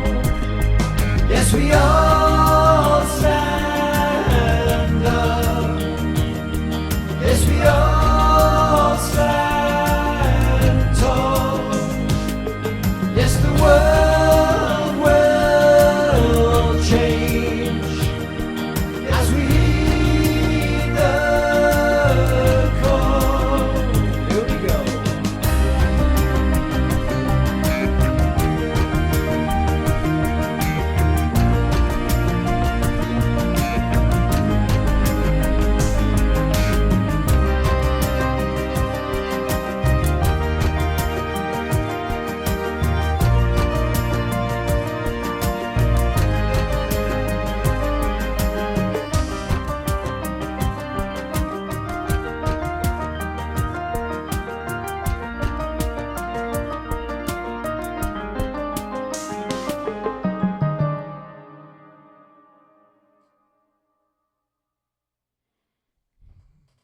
And we do all stand tall together. Thank you, beloved brother Omashar. Thank you for that. And our beautiful dancers. We had so many people dancing. I couldn't catch all on the screen. It was amazing. And happy to see some new friends dancing. So thank you very, very much. And it all began with Eleanor Joy and Reverend Jeffrey. So, and Pam and Liv, I love watching you two dance together. That's really, really fun. So it's beautiful how we keep evolving. Thank you, brother. All right. Well, we're now going to shift into kind of the last major segment of tonight's show. And of course, we've been covering really for years what's happening with Making Contact. Of course, Alan Steinfeld is a regular co-host, and he wrote the book Making Contact. I just had dinner last night with JJ and Desiree Hertok here in Sedona. And actually was sharing with them, we were comparing our notes and our perceptions of this very extraordinary event that happened on Thursday in Washington, D.C. It took place in one of the most hallowed halls, if you will, of D.C., with a lot of history of amazing things that have taken place in that particular room. And many of the leading whistleblowers and leaders in the disclosure movement all came together to share very important information. I'm not going to say too much more because our next guest, who we're going to be conversing with for the next probably 45 minutes, was there. And he is one of the founders of UApedia. I need to go put on my UApedia t-shirt that I proudly wear. And by the way, uapedia.ai, we'll show it in a moment, is the place to go to get extraordinary information about what's really going on. Eduardo Mace, I so appreciate what this man writes and reviews, provides. I've been in the field for 40 years, and so I'm pretty skeptical. And Eduardo really has a great eye and ear for presenting things and giving us little clue as to the what would be the right word? The validity of this particular program. So I want to share with you a little bit about who Eduardo is. Again, he's the co-founder and editor of UApedia.ai. He's also an experiencer, a serial entrepreneur, a software pioneer, and a media publisher. He has over 30 plus years building digital platforms that merge editorial rigor, AI, and storytelling for market consumption. And I'm so glad that you're putting your attention into really the most important conversation of our time here in humanity, really recognizing we are not alone, we have not been alone, and disclosure is happening. So welcome to the awakening world, Eduardo. Thank you very much, Scott. It's a pleasure to be here. And I'm so infused by everybody singing and dancing. This was so lovely. Thank you so much for that. It's very uplifting. You know, it's important with all the deep conversation to then move and lighten it up. And I think it's one of the things that makes our show a little bit unique. Please tell us about what you experienced on Thursday. So the event unfolded in a Senate office building, very well known, the Russell office building, very close to the Capitol building. And in the Kennedy Caucus room, which is a historic room where, you know, they did the Watergate hearings and a number of very important events happen in that room. And under the auspices of the Senate, the Disclosure Foundation organized this event with Congress representative, senators, and the leading voices for disclosure, both in the private sector, but also whistleblowers. So we had a multitude of very famous people in this area, starting with Chris Mellon, Louis Elizondo, going into, you know, the whistleblowers. So Matthew Brown, Dylan Borland, Jeffrey Nuccitelli. These were all people who have come up and, you know, put their lives at stake, literally, denouncing the hidden technologies and the hidden beings and the truth, right, that has been kept from the American public and the world around the unidentified anomalous phenomena, or UFO of old, but now it's no the. So the forum was all about how do we process humanity and legislation and government at the edge of discovery, right? We're about to know truths that will transform society. So Chris Mellon pointed out that you know, ignorance or the lack of truth, right, is not a national security strategy. It can't be, right? You can't build a government and an electorate and a democratic system without transparency and truth. So that was very decisive of him, and he started telling exactly what's going on, you know, with these Air Force base incursions by UFOs. So one of the main revelations there was that it's the El Paso. There's a big Air Force base close to El Paso in Texas, and during 17 days, they had thousands of UFOs and UAPs basically hovering over the Air Force base, and they couldn't do anything about it. And it's being kept hidden because obviously they don't want to lose face. But beyond that, it's, you know, there is no action without transparency, right? You can't ask Congress to vote on, you know, the National Defense Act if they don't know what's happening. They need to know what's happening. So this is a moment where, you know, Senator Rounds put it very clearly. You know, we have to look at disclosure as an architecture. So what does that mean in terms of laws? What does that mean in terms of accountability? Where is national security in all this? But most of all, how to make this public without, with all these frameworks in place, right? So we had Ana Paulina Luna, a big advocate for transparency and disclosure. We had Eric Burleson. We had Andre Carlson. Tim Burchett was honored.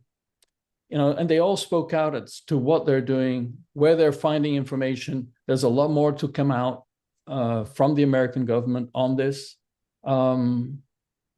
There's talk everywhere of very important disclosures coming, both in terms of biologics, but also in terms of how the US is handling the reverse engineering of the crafts they've been in possession of for the last 80 years. So that's all part of the talk. So it's not about is UAP real or not anymore. It's about what is the process around, behind all this. Louis Elizondo got an award there for his early actions in 2017 around the UAP disclosure, initiative, and now a movement, right? We had a panel led by Gadi Schwartz from NBC. This is NBC wouldn't let Gadi Schwartz run with the subject a year ago. Now he's actually moderating a panel, with both staff members, but also with whistleblowers and other journalists. So it was good to see. I mean, the health. I mean, one thing that they did put out in this security and defense panel with Gadi Schwartz and Chris Mellon again, Kirk McConnell, Rear Admiral Timothy Gallaudet, and Marek von Reinenkamp, was that it's not necessarily about knowing or not knowing about aliens. It's about making sure that we know how to relate to what's happening. Because when you see all these drones over military bases, it's very worrying for the military and for they don't know how to react because and they need some sort of framework to sort of work through this, both in terms of defense strategy, but also in terms of communication. How do we communicate that we don't want these things here, right? Over military bases, that is, right? So after that panel, Senator Mike Rounds came on and he talked about, what would be the legislative activity and initiatives that would need to be in place for you to have full disclosure. So he mentioned, again, the UAP Disclosure Act, meaning protection of whistleblowers that come forward. He mentioned the NDAA, right, the National Defense Authorization Act, and how that needs to change, not only in terms of verbatim, in terms of accepting these new terminologies, but also in terms of oversight. Where did the money go? What new money is there for this? Who's responsible? So he highlighted that there needs to be a records review board, much like the JFK review board that was put forward, some 5-6 years ago. And he warned also that there is a lot of politics inside the government. I mean, interagency politics, intercommittee politics, staff members that don't feel that this is relevant. So there's an ongoing fight towards, we have to take this seriously, right? But we shouldn't expect it to be a sprint. We should expect it to be a marathon. So this was Mike Rounds, Senator Mike Rounds. Then we had a panel about science and investigation with Avi Loeb and Hal Puthoff, led by all people, Kristen Fisher, who used to be at Fox, now a big influencer in YouTube, and she's got her own production company. And they basically same old, we need more data, but they were talking about the right posture, right? The right posture, meaning how should scientists approach this? It's not with ridicule, it's with curiosity. It's with, accepting that they don't know everything, right? I don't know is you need some humility in the sciences to accept that maybe, they don't know everything. We also had, just after that, we had Dr. Carlos Eyre, a PhD in history and religious studies. He talked about, religion has long dealt with encounters involving non-human intelligences, right? And that's the motif that these religions sell, is basically these encounters with these non-human intelligences. And he said, this is more or less what's happening with UAP, in the sense that, it is both miracle testimonies and UAP testimonies share the same problem, the one of believability. It's so out there that people don't know how to react. And he feels that science may tell us what's happening, but only the humanities can tell us what it means, right? There's a big exploration area. But he believes that, it won't destroy faith. It might rupture worldviews, but it won't destroy faith. It will renew faith. That's his belief. And this was put together so that you could build a framework of processes around disclosure to make sure it's safe to disclose, right? So here's Carlos Eyre. He talked to the Catholic Church. He talked to several other religions, and they were all in tune already with his thoughts, meaning they're ready. They're not being caught by surprise, which is great. I want to come in for a moment because Sure. that is such an important part of this. Eduardo, I was producing nationally broadcast television shows about UFOs, and that was before we called them UAPs, back in the mid-90s.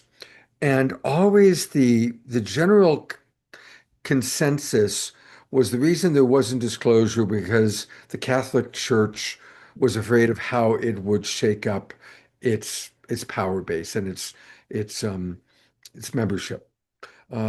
Now, of course, I think now we know that it's more the military-industrial complex that's stopping things because they want to hold on to the technology and the incredible financial value of the technology. But what a blessing, both in the Spielberg film, which did a beautiful job of addressing the Catholic consideration, and then what you just shared. So I just wanted to come in for a moment because that is a really huge piece of opening the door for disclosure to take place. By the way, I'm now wearing my Yeah, thank you. t-shirt with pride. Looks good on you. Yeah, thank you. Were there other thoughts and comments, reflections, either at the conference or that you've picked up about how organized religion is preparing and embracing for this? So there was stuff around the ontological shock and how that affects people's belief, not so much religious faith, but it's the main takeaway there was reconciliation, meaning worldviews will have to change to reconcile with a universe that's full of life instead of a universe that's kind of dead, and we are the only ones. So in that sense, considering that it might be true, and I say might because there is no definitive proof yet, but I'm pretty sure there is, that this life has been around us and visiting us for a very long time. And so maybe these religions need to take into account that some of the events that have happened and were formative for the religions also comes from, these meetings with these non-human intelligences, right? These higher beings, right? These more illumined beings that maybe have been here all along helping us, but maybe come from other realms, right? And then the ontological shock talks about that construction of a new reality as a reconciliation. How do I reconcile? And the church, from what I gathered from one of the things that Chris Mellon said, is that the churches already have, especially the main ones, they already have a good notion of how to relay this into different kind of frameworks so that they benefit from it, meaning they expand their believers' awareness through this truth, right? I can't say much more because Carlos Zeri said a lot, but we had a lot of sound issues during the event. So it was hard to sort of hear him. He was speaking really, really low.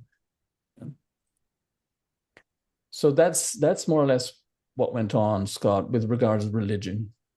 You know what I'm loving about this is that we're so past the believers versus non-believers. Is it real, not real?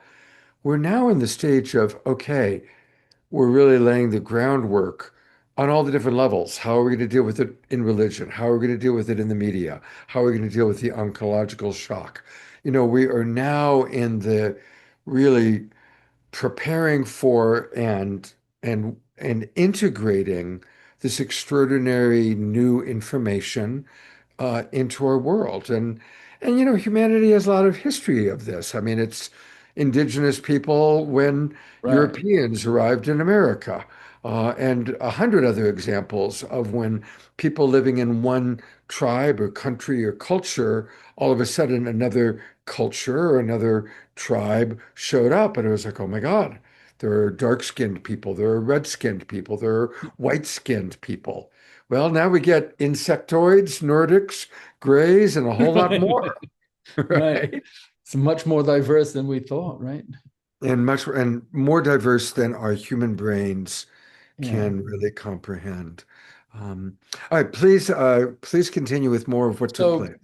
So we had, after the ontological shock presentation, we had a very interesting panel with Mike Gold from, he's an ex-NASA director, with two scientists from MIT, and they discussed, how ready are these instruments that we use to detect all this?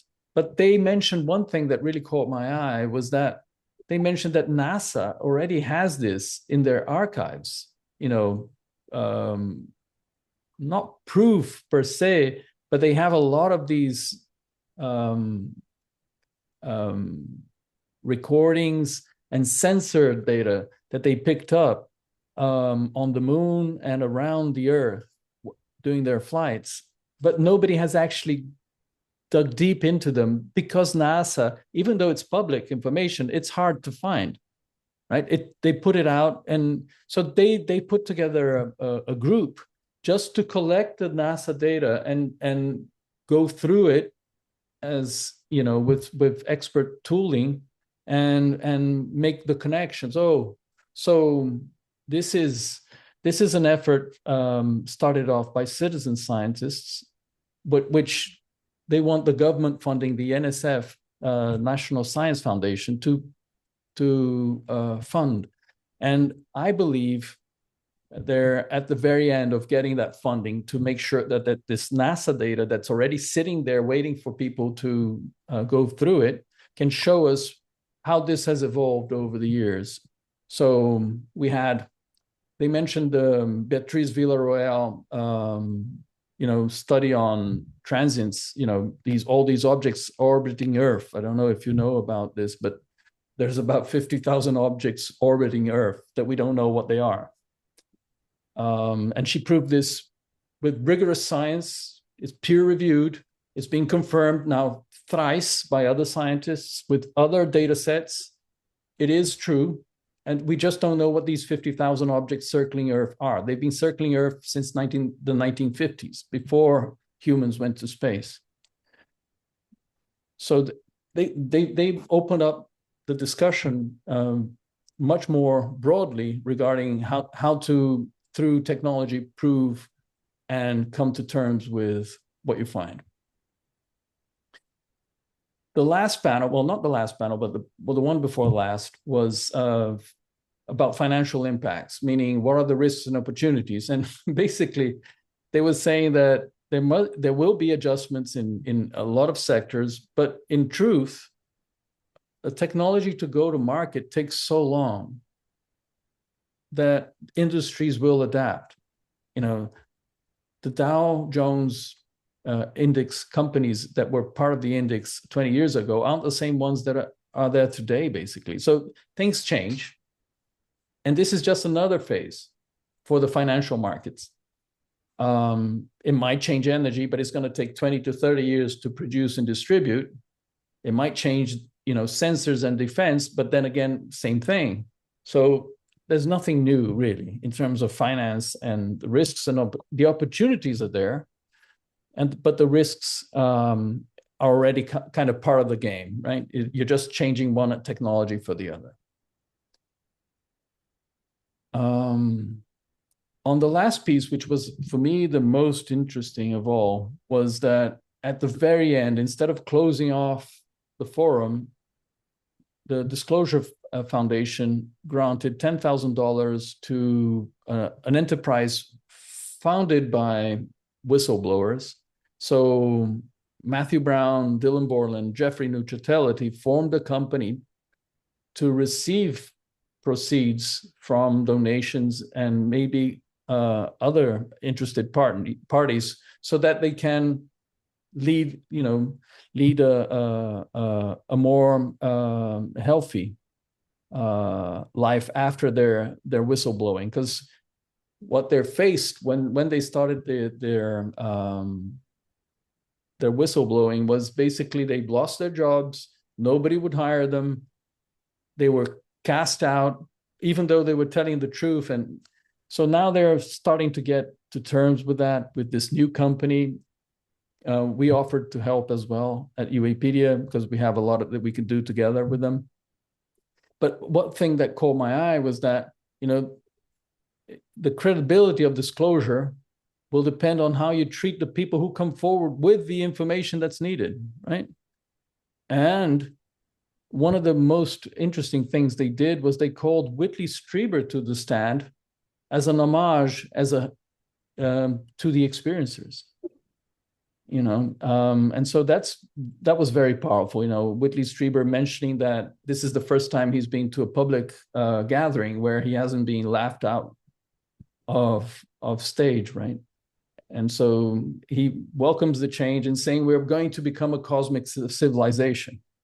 So everybody left in a very positive tone. Overall, as a conclusion to the event, it was clear to me that disclosure is a process. So you need laws, you need archives, you need communication, you need to revisit some cultural elements, you need to revisit religion, but mainly this was about trust.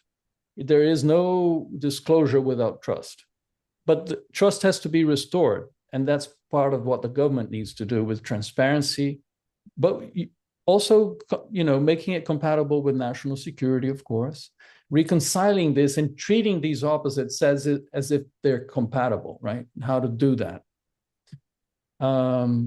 Provide evidence standards, so that you take away the stigma and mature these scientific experiments around this, or at least allow people to come forward with what they have already found, right? Because there's a lot that has already been investigated and tested and developed. And most of all, it's about preparing the public, right? With a resilient infrastructure, and not try to avoid a public relations game, right? In all this.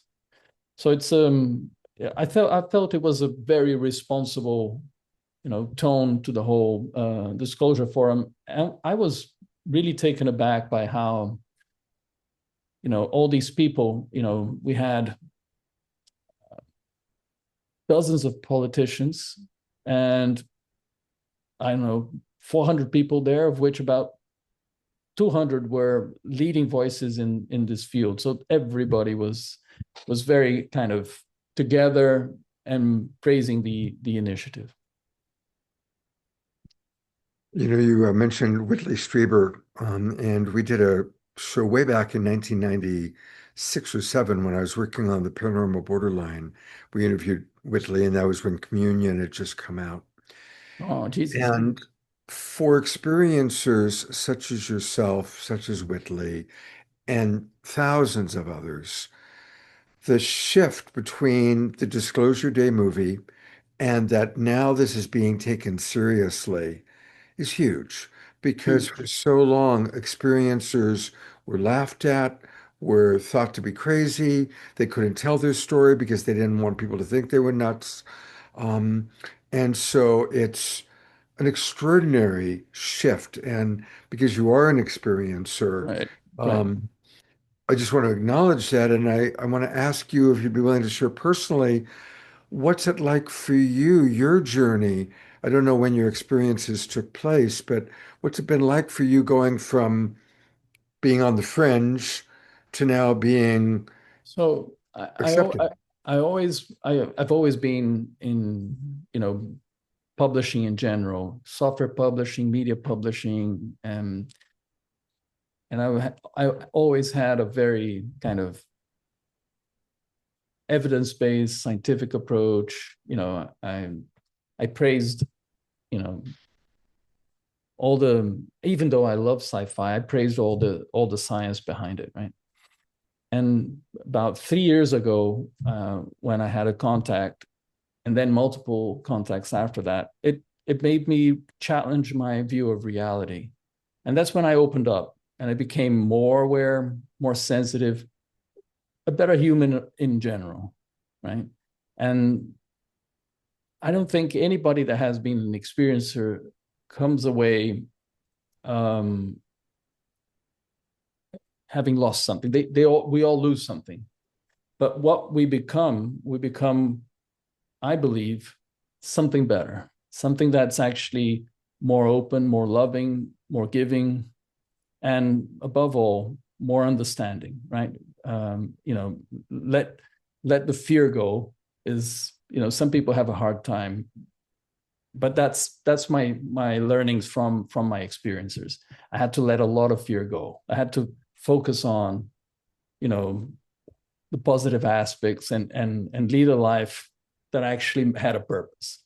And I think that's more or less where experiences go. I mean, not all, obviously, but a huge part of them say, even if you take the John Mack polls that he did way back then in the 90s, I think, they basically portray a very positive attitude towards the experiencer after the experiences itself, right?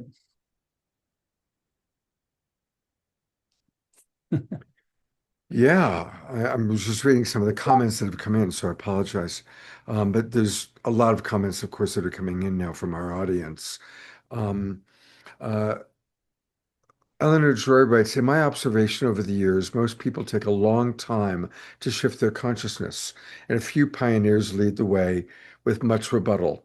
We just have to practice patience and hold the space in the quantum field for truth to emerge. I'm definitely not one of the pioneers and appreciate programs like this to help move me along.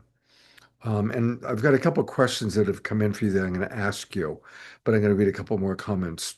Liz Connors, who's been a guest on this show, I have a lot of respect for Liz, writes, the environments are changing. We mostly need to trust the information we receive and feel in our bones, honing our resonance. Micro of the macro, when our inner environment is trusting and supportive, we can have that mirrored back to us. It is important that we project a clean slate on our more 5D supported path. Divinity can flow through and allow many miracles if we begin by believing in miracles. Beautifully put. Dorina Joy from Ecuador writes, polls show that 90% of Americans demand transparency, and the public is resilient enough to handle disclosure without mass panic. Seems like this UAP Disclosure Symposium confirmed that the disclosure bottleneck is no longer public maturity or scientific interest, but the main agendas and interests clashing not only in the United States, but globally, especially with the exponential AI advances and revelations. So here's a question, Right. first of three questions that we have for you, Eduardo. What will help us most to go beyond the current disclosure into conscious contact, communication, and collaboration with our advanced non-human intelligence? Well, I discussed a lot with other people, on the corridors there between the panels and before and after the event. And there's the dependency on government isn't a good thing. So maybe we could start an open contact movement, right? I mean, C5 is already kind of that, right? But I think we can extend it because there are multiple contact modalities, and there's nowhere the government doesn't necessarily need to be involved with contacts with NHI, right? It's just that they have more scientific information and they have been at it for longer than we have individually. But I think that the process for this conscious contact, communications, and collaboration is to do this in an open manner, sometimes with the help of other people, sometimes by yourself. You can do that. There is no holding back the human potential. Beautiful, thank you. All right, there's some other questions that have come in. Susan Bloomquist asks, I wonder if there will be a place where any experiencer can just say what happened. Are there any public forums like that which Yeah, there are. I mean, NUFORC, MUFON have forums for experiencers. They're not 100% guaranteed to get a space, but they'll be able to tell their story without ridicule. We are thinking of developing something ourselves regarding that allows people to have, instead of, because NUFORC and MUFON are very nuts and bolts organizations, right? We need something that coalesces the experiencers. And we believe there are millions and millions of them around the globe. And they don't have literally representation. They don't. So we feel that we might be able to do something, and that's what I'm talking to the whistleblowers about. So Matthew Brown, Dylan Borland, Jeffrey Nuccitelli, they're all experiencers. But how Puthoff, of all people, how Puthoff said he was an experiencer. Can you believe that? Wow. So there's many more experiencers than we know. And some of them come because of, religious backgrounds. Some of them come through contact with NHI directly. Some come through abductions, but it doesn't really matter. The important thing is to have that safe space, where they can congregate and talk about their experiences. And I think that's, even though you do have MUFON and NUFORC, I think there's a space for a new platform for experiences. Okay. People are wondering if you would be willing to share some of your contact experiences. Is that something you'd be willing to do? Yeah, I'm very hesitant to do so, even though I shouldn't be. Put my money where my mouth is. But it's I started having contact in my house, in my bedroom, with orbs, and it just progressed from there. I mean, we had all series of paranormal events in my house. And one of the things that I did was I started to, for 6 months with paranormal events in my house, I started having trouble understanding what was going on. But once I decided not to be afraid, everything turned. And then I started to realize that I had developed sensitivities that I didn't have before. And then I started exploring the world. And I did what Jacques Vallée mentioned in Passport to Magonia. I decided to test the folklore and the cultural and mythic beliefs to see if they were real or not. And there was stuff there. So I went to Europe, visited mythic locations, and I could sense the presence and meet some of them. And it was quite extraordinary to be able to validate that kind of thought that Jacques Vallée had, that is all tied together, right? The UAP, the paranormal, and the myths of old, and maybe even religion, right? So I'll one of the leave it at that, things, because it gets very complicated after. sure, I don't think this is the forum for that. sure. You have put on two beautiful conventions, UAP cons, both of which can be found at UApedia, which we're going to go take a look at your website in a moment. But one of the things that I've really loved about the conventions you've put together, Eduardo, is the focus has been on how is this impacting our consciousness. It's not just about, well, I saw lights in the sky, but people really sharing, like you just did, how having these experiences, which, although the experiences are incredibly diverse, the commonality is high strangeness, and it forces us to change or expand our perspective of what's possible. It breaks us out of whatever bubble we've been in, a religious bubble, a belief system bubble, a cultural bubble. It gets us out of there. And I think that that's something you've done a wonderful job of really helping us to focus on and to understand is this is all raising our consciousness. I was listening kind of in anticipation of today's conversation with you. This morning, I was listening to an in-depth recent conversation with my friend and colleague Daryl Anka, who channels Bashar. Yeah. And love him, love Bashar. And I've known Daryl for 40 years. I first met him back in the 80s. So, a lot of us have been on this journey for a long, long time.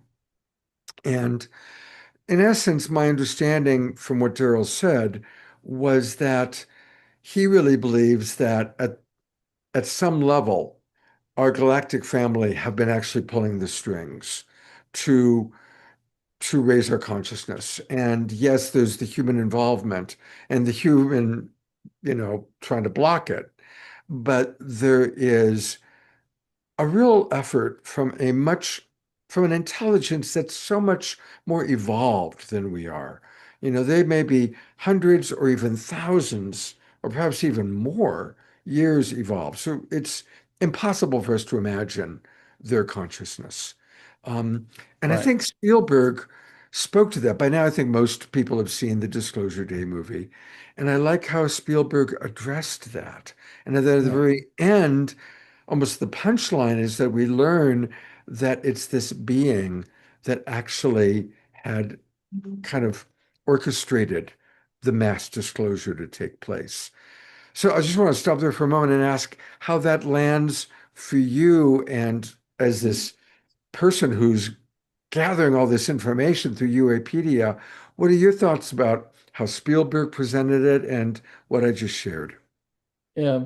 Well, thank you for those lovely comments about UAP Con 1 and 2. And I'd like to give a shout out to the team and my co-founders, Tara, Alan Steinfeld, and Tim Spinney, and our staff and team, for helping out with these two wonderful events that tied consciousness to the unidentified anomalous phenomena. And we've been honored with such tremendous guests, But back to your final question, I mean, the Disclosure Day movie is a movie about how, well, first of all, there's a lot of truth in the movie, right? From what we gathered and from what researchers have found over the last decades, it's all there. Spielberg did a good research, and I like how he framed it, that empathy wins, right? I mean, the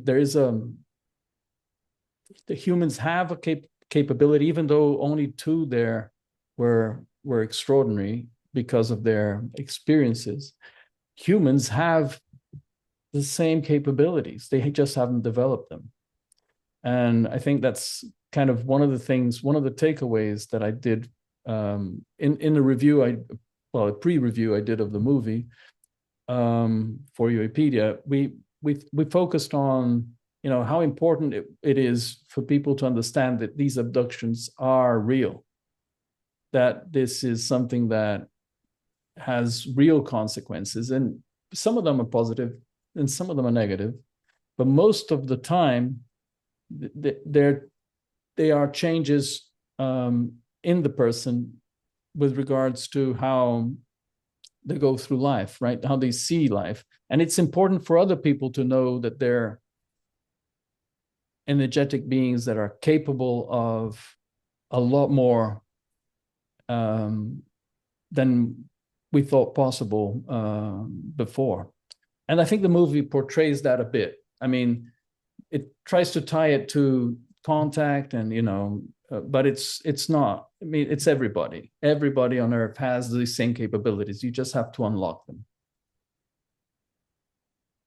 Beautiful. I really appreciate that. And there's so many comments that have come in. Definitely want to acknowledge Danny Sheehan, who's a regular on this show, is doing talks every Sunday at 12 noon Pacific time. I really encourage everybody to participate in that. And the link to that Zoom room has been put into the chat box a few times. And we are now going to take a look at this wonderful website that Eduardo is the editor of. So everybody, it's uapedia.ai, uapedia.ai.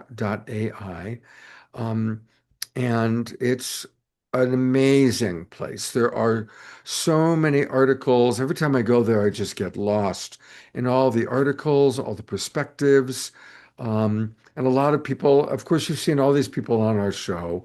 Ellen Steinfeld, probably every 6 weeks. Dr. Tara has been on many times. Tim Spenny. And it's just a wonderful way to be, really, if you want a one-stop shop, because they update us with the latest information. Eduardo had put a beautiful article in here about what just took place on Thursday. So you can get the latest news. You can also get highlights. It's the place to go. And it's updated daily, right? Daily updated. Updated daily. And how many articles do you have now? Well, we have 512 articles. I mean, these are long articles. They're in-depth reviews of the major cases, subjects, and some very current stuff. We also started to digitize the Alan Steinfeld archives, which is gaining huge traction because he's got all these gems that people he interviewed in 20, 30 years ago. So we're very grateful to Alan for letting us digitize his archives. Beautiful. Shoshana, I see you've got your hand raised. We're getting low on time, but I'm going to go ahead and bring you up if you have a question. Do you have a question that you wanted to ask? Yes, I'll try to make it quick. For all of us that are into galactic and ETs, I would imagine that sometimes when people are contacted, it's something that sort of expands your multidimensional quantum continuum of how you multisensory experience, right? And then we realize we have higher selves and we are maybe that some of those beings are our future selves. This is time bending, but I'm imagining there's some experiences where people find their own star families or have a resonance with a particular ET, star tribe in the ecology of the landscape. And I'm just mentioning that it's probably a big conversation, but if there's anything very short that you want to say about it, it would be interesting. Yeah, we've had a lot of researchers come up to us and offer all their research for this kind of thing. What are the modalities of contact and what are the types of experiences that happen? What are the effects? Some people relate just what you said. They find their higher self, and it's a recurring theme, really. It's not. These are people who have never met. They're telling the same story again and again and again. So yeah, and about the star families, there is a lot of evidence that supports both multidimensional, as you mentioned, but also some localities like star systems as being their homes, right? So there's a lot of that going on. I mean, I don't know how much we can prove. It doesn't matter. What matters is that you have that knowledge, and it's your individual self and the collective understanding that this is possible, and it is. And that's what we found in the research, right? The research points us in that direction, even though people don't say that in public because it's hard to prove. There is more and more testimony around the same kind of areas you just described, right? With star seeds, star people, star families, right? Thank you so much. You always have the best background, Shoshana, that big rose. Love it.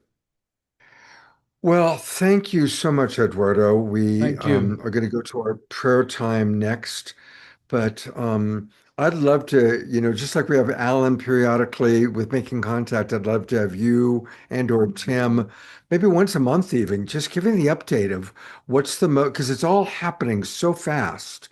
That's right. We'd love to. I mean, maybe we can get, 1 month Tim, 1 month me, share a bit, because we are all very involved in all this, and it takes a tribe to make a difference, right? Yeah, it's beautiful. And thank you so much for what you're doing. By the way, everybody, it's free to go to UAPD. Of course, join and help support them, but the initial site is free. But I do encourage you to support them, please.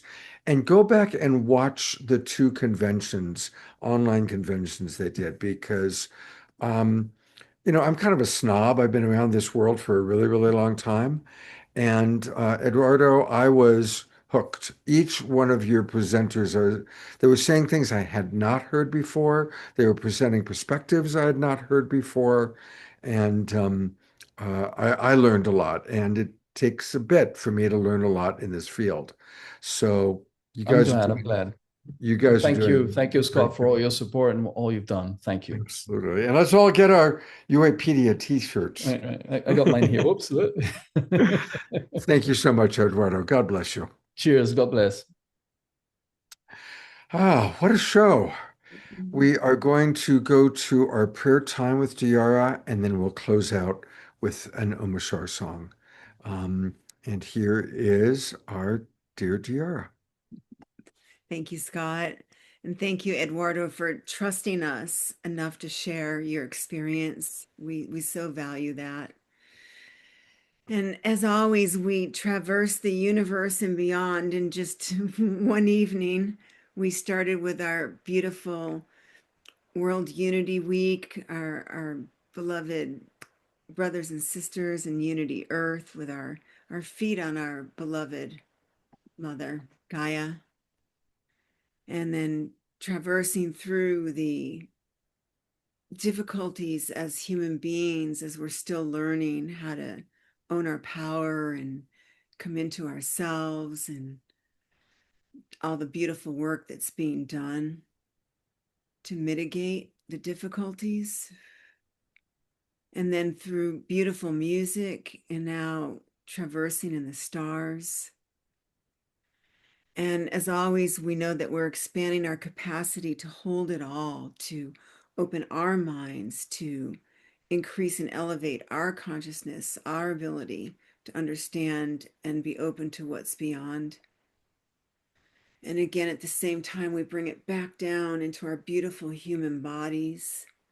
And we know at this time, many people are experiencing the effects of this expansion of consciousness. this expansion of our light bodies.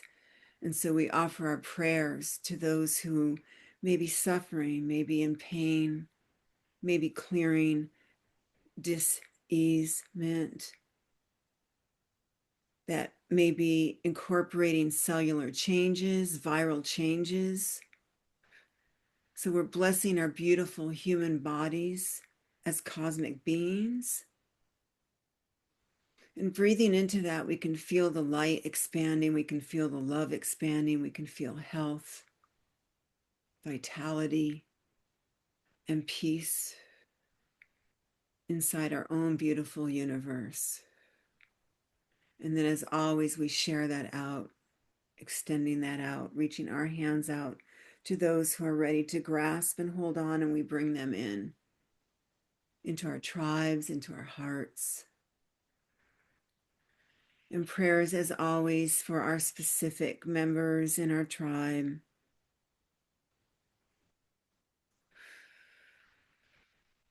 Prayers for those who have yet to understand that there is so much beyond what can be seen. And we ask for our sensitivities to expand, our ability to embrace the subtle energies. And we do that with tender hearts and lots of love. And as always, embracing the cosmic children that are here now and those that are ready to come in.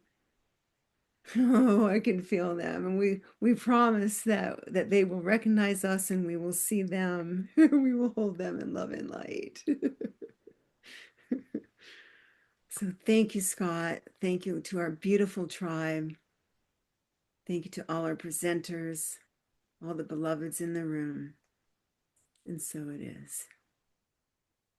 And as always, let's go to gallery view and have a minute or two of silence where everybody can pray for whatever they are aware of, that it might be personal. Certainly, we want to pray for what's happening down in Venezuela. Over 1,400 have died, 50,000 are missing, 3,300 injured. Thank you, Drina Joy, for reminding us of that. So maximum grace for the people in Venezuela, maximum grace for each and every one of us with whatever challenges we might be facing. And let's have a moment of silence.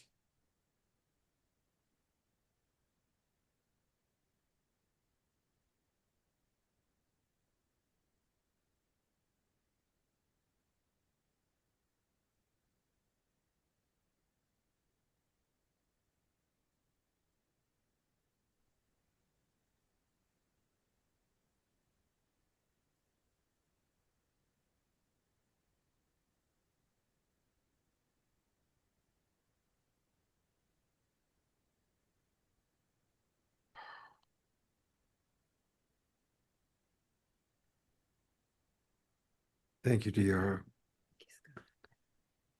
Before we go to Omashar, I just want to make a couple of more announcements. I want to remind people that we have a really powerful Sacred Sunday show taking place tomorrow. Our friends Rama and Alexander, who travel all over the world, have put together a really special program. So it's going to be at 9 a.m. Pacific time. And I will put the link to this program into the chat box. And for any of you that are watching on Facebook or YouTube and you want to join us tomorrow, come join the Global Peace Tribe and you'll automatically get all the Zoom room links, including for tomorrow's Sacred Sunday show. And a reminder that you can join the Global Peace Tribe. It's very, very easy. Just go to globalpeacetribe.com. globalpeacetribe.com. Click register for the new season. That takes you to our registration page. And now is the time. We're just starting our new season next week, next Wednesday. And next week's shows on Wednesday night, we're going to be honoring the work of Piper Dellums and the work she does with young people. And then a week from tonight, which happens to be the 4th of July, we're going to do a show on the science of manifesting. And we have an extraordinary fellow, Dr. Larry Fuller, who is going to be teaching us the science of manifesting miracles. I did an interview with him yesterday. He blew my socks off, and I'm really excited. You're going to love him. So next Saturday night is going to be a very powerful, very different, not a lot of guests, but a really focused experience for all of us to really practice manifesting and learning the science of manifesting. As always, I'll send out an email with the descriptions and the new links. All of you will receive an email with the new links that are registered. And so please, everybody, make sure that you register so that you don't miss a show because we've got great shows coming up. And of course, the highlight of our shows, for many of you, certainly for me, is Omar Shah, our beloved house musical artist. And here he is.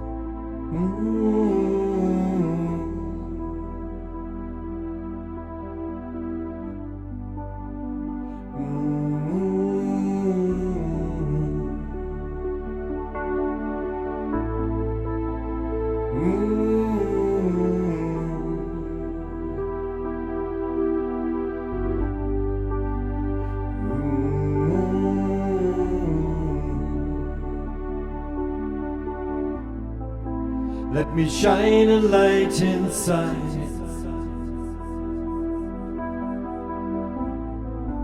And I'll show you where your truth resides.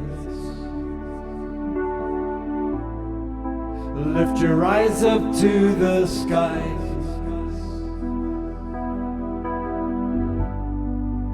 and I'll prove to you that nothing dies.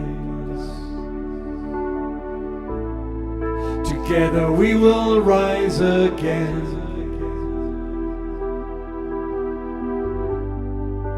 and we'll make amends for what we've done.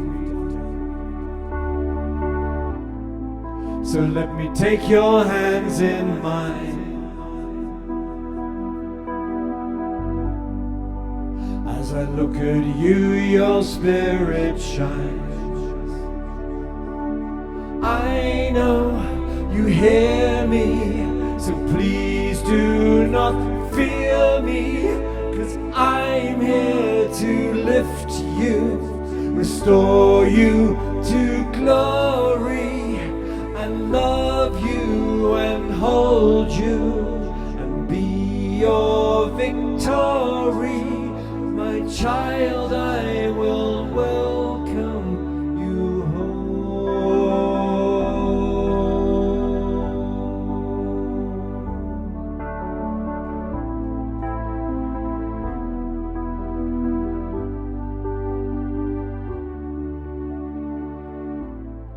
You see, it's true that we are one, and we came out from the central sun. So when you take a different view,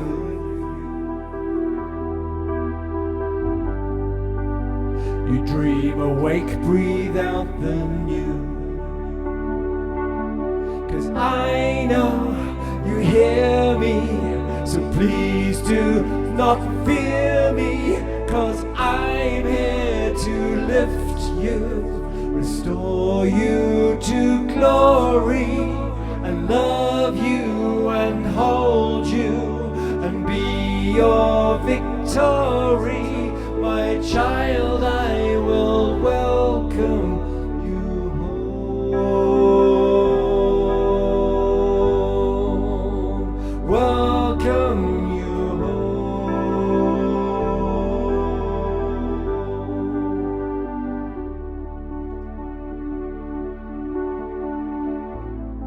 The world will come alive again,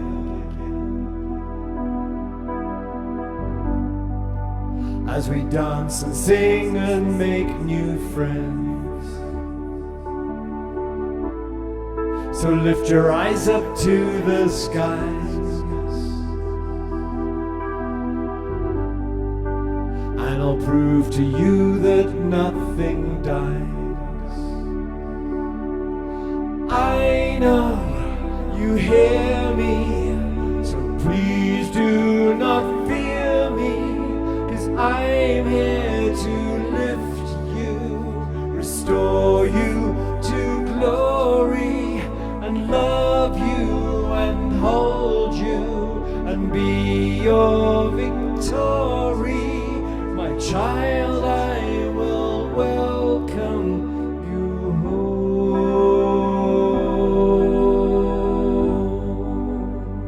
Welcome you home.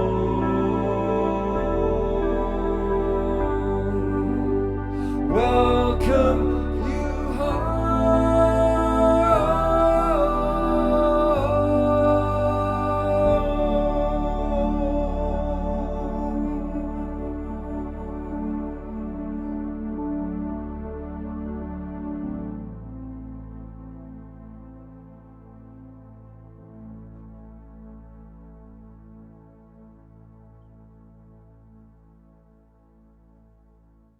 What a beautiful, slow, and gentle version of that song that we all love so much. And you know Oh, where that was inspired from? what? That version. Remember, you did the show in Santa Fe, and you were broadcasting from this brand new house, and Christine came out, and we devised a way of her singing and me playing this song, and that birthed this version of that song with Christian. So Hmm. It was beautiful, beautiful. Bonnie and Shoshana and Ayada are all commenting on how beautiful that version of it was. So, a beautiful way to kind of guide us into the night after a very powerful show. And again, wow, what a diversity of conversation and topics. I loved it. And I look forward to hopefully seeing all of you for our Sacred Sunday show tomorrow morning. Um, God's blessings, everybody. Much love. Thank you, Omashar, Diara, Eduardo, all of our friends from World Unity Week, Susan Woldridge, got that extra D in there. Thank you, everybody. Take care, and I'll hopefully see you tomorrow morning. Good night.